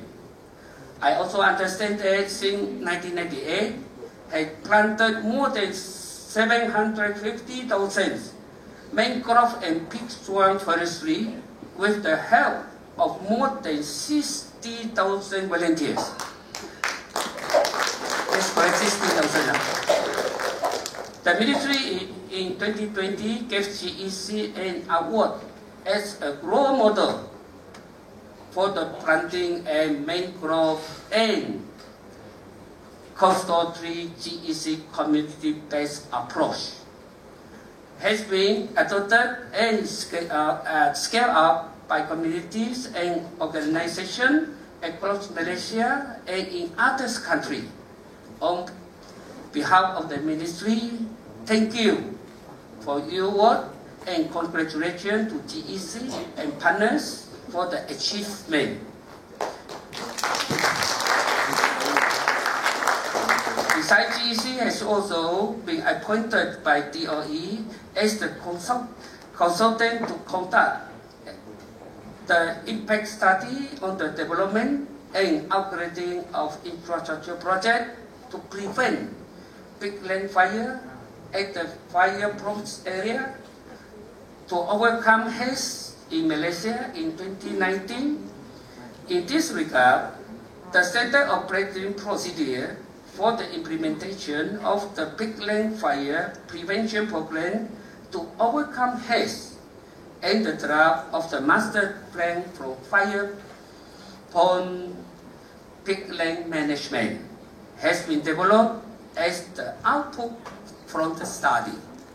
Ladies and gentlemen, today's forum is very important, inspiring everyone to be responsible and through the steward of Mother Earth. Allow me to congratulate GEC for successfully organizing this forum and for your 25th anniversary.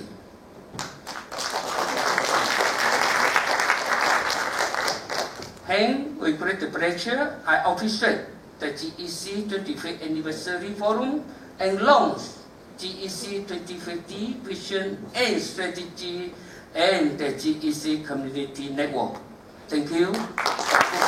Afternoon all.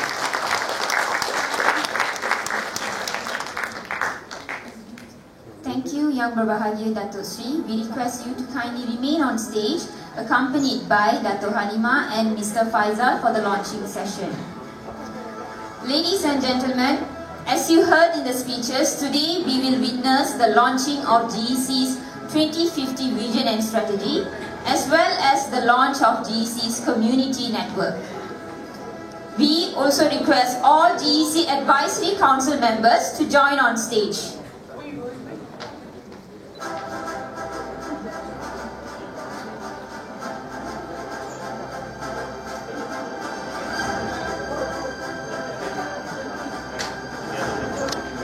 Yang Berbahagia Datuk Sri will first launch GEC's 2050 vision and strategy.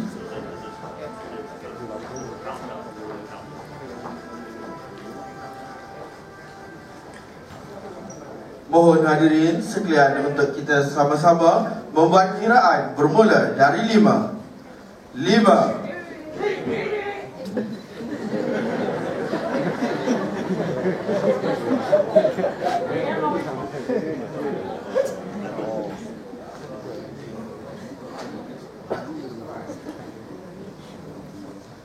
Mohon hadirin bersedia.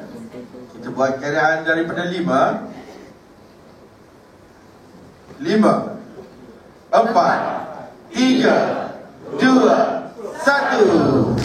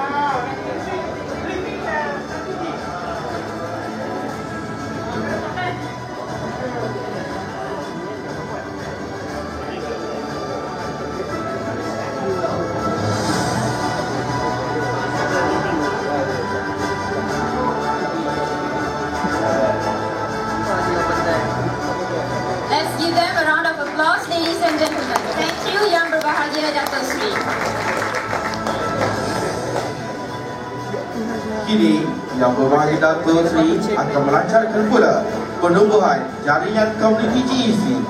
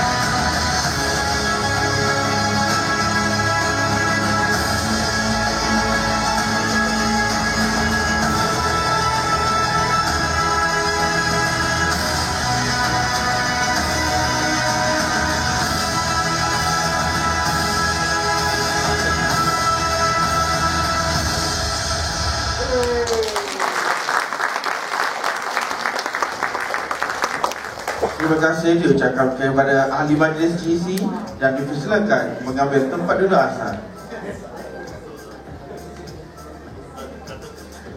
Seterusnya, majlis menjemput Yang Berbahagia Dato' Sri dengan diiringi Dato' Halimah dan Encik Faizal Ferry untuk mengambil tempat di hadapan pentas bagi sesi bergambar bersama wakil dari 25 komuniti yang telah menyerahkan pendaftaran keahlian jaringan komuniti GEC.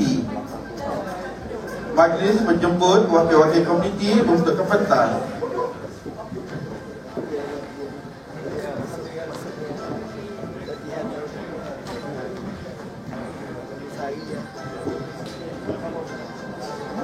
Bagaimana kita keluar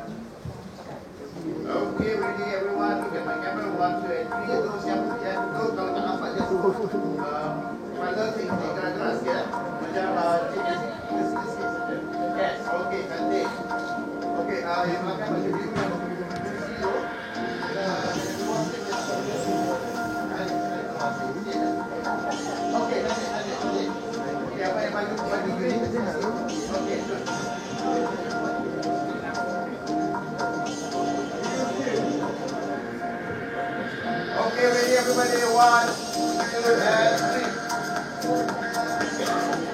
Almost done. Okay, 1, 2, 3. Okay, ready, 1, 2, and 3. Kita beri thumbs up. Thumbs up, eh? Okay, stand by. 1, 2, 3. 1, 2, and 3. Okay, video.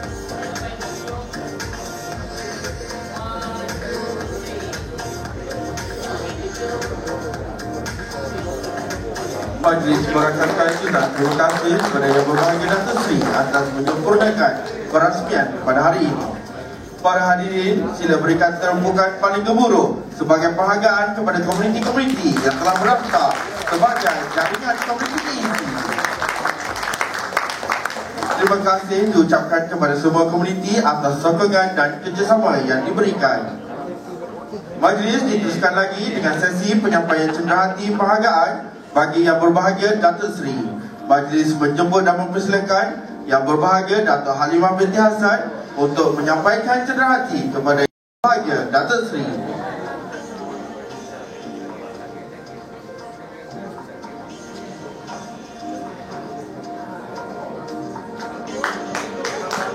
Mohon berdiri.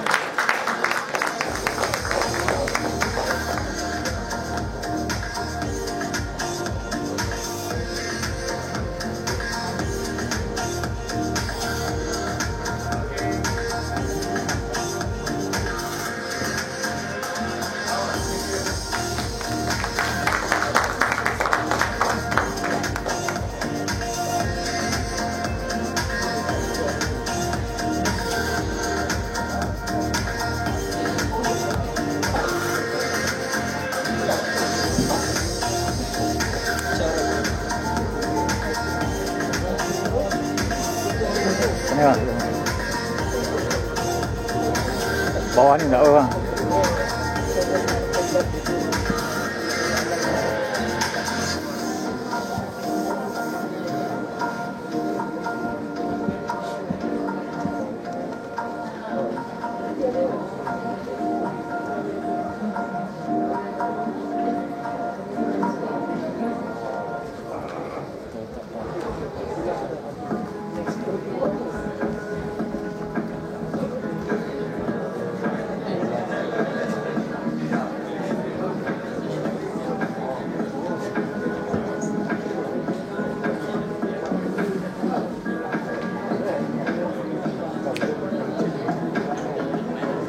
Terima kasih diucapkan kepada Yang Berbahagia Dato' Seri Huang Tiong Si dan seluruh komuniti. Dijemput Yang Berbahagia Dato' Seri dan komuniti mengambil tempat duduk asal.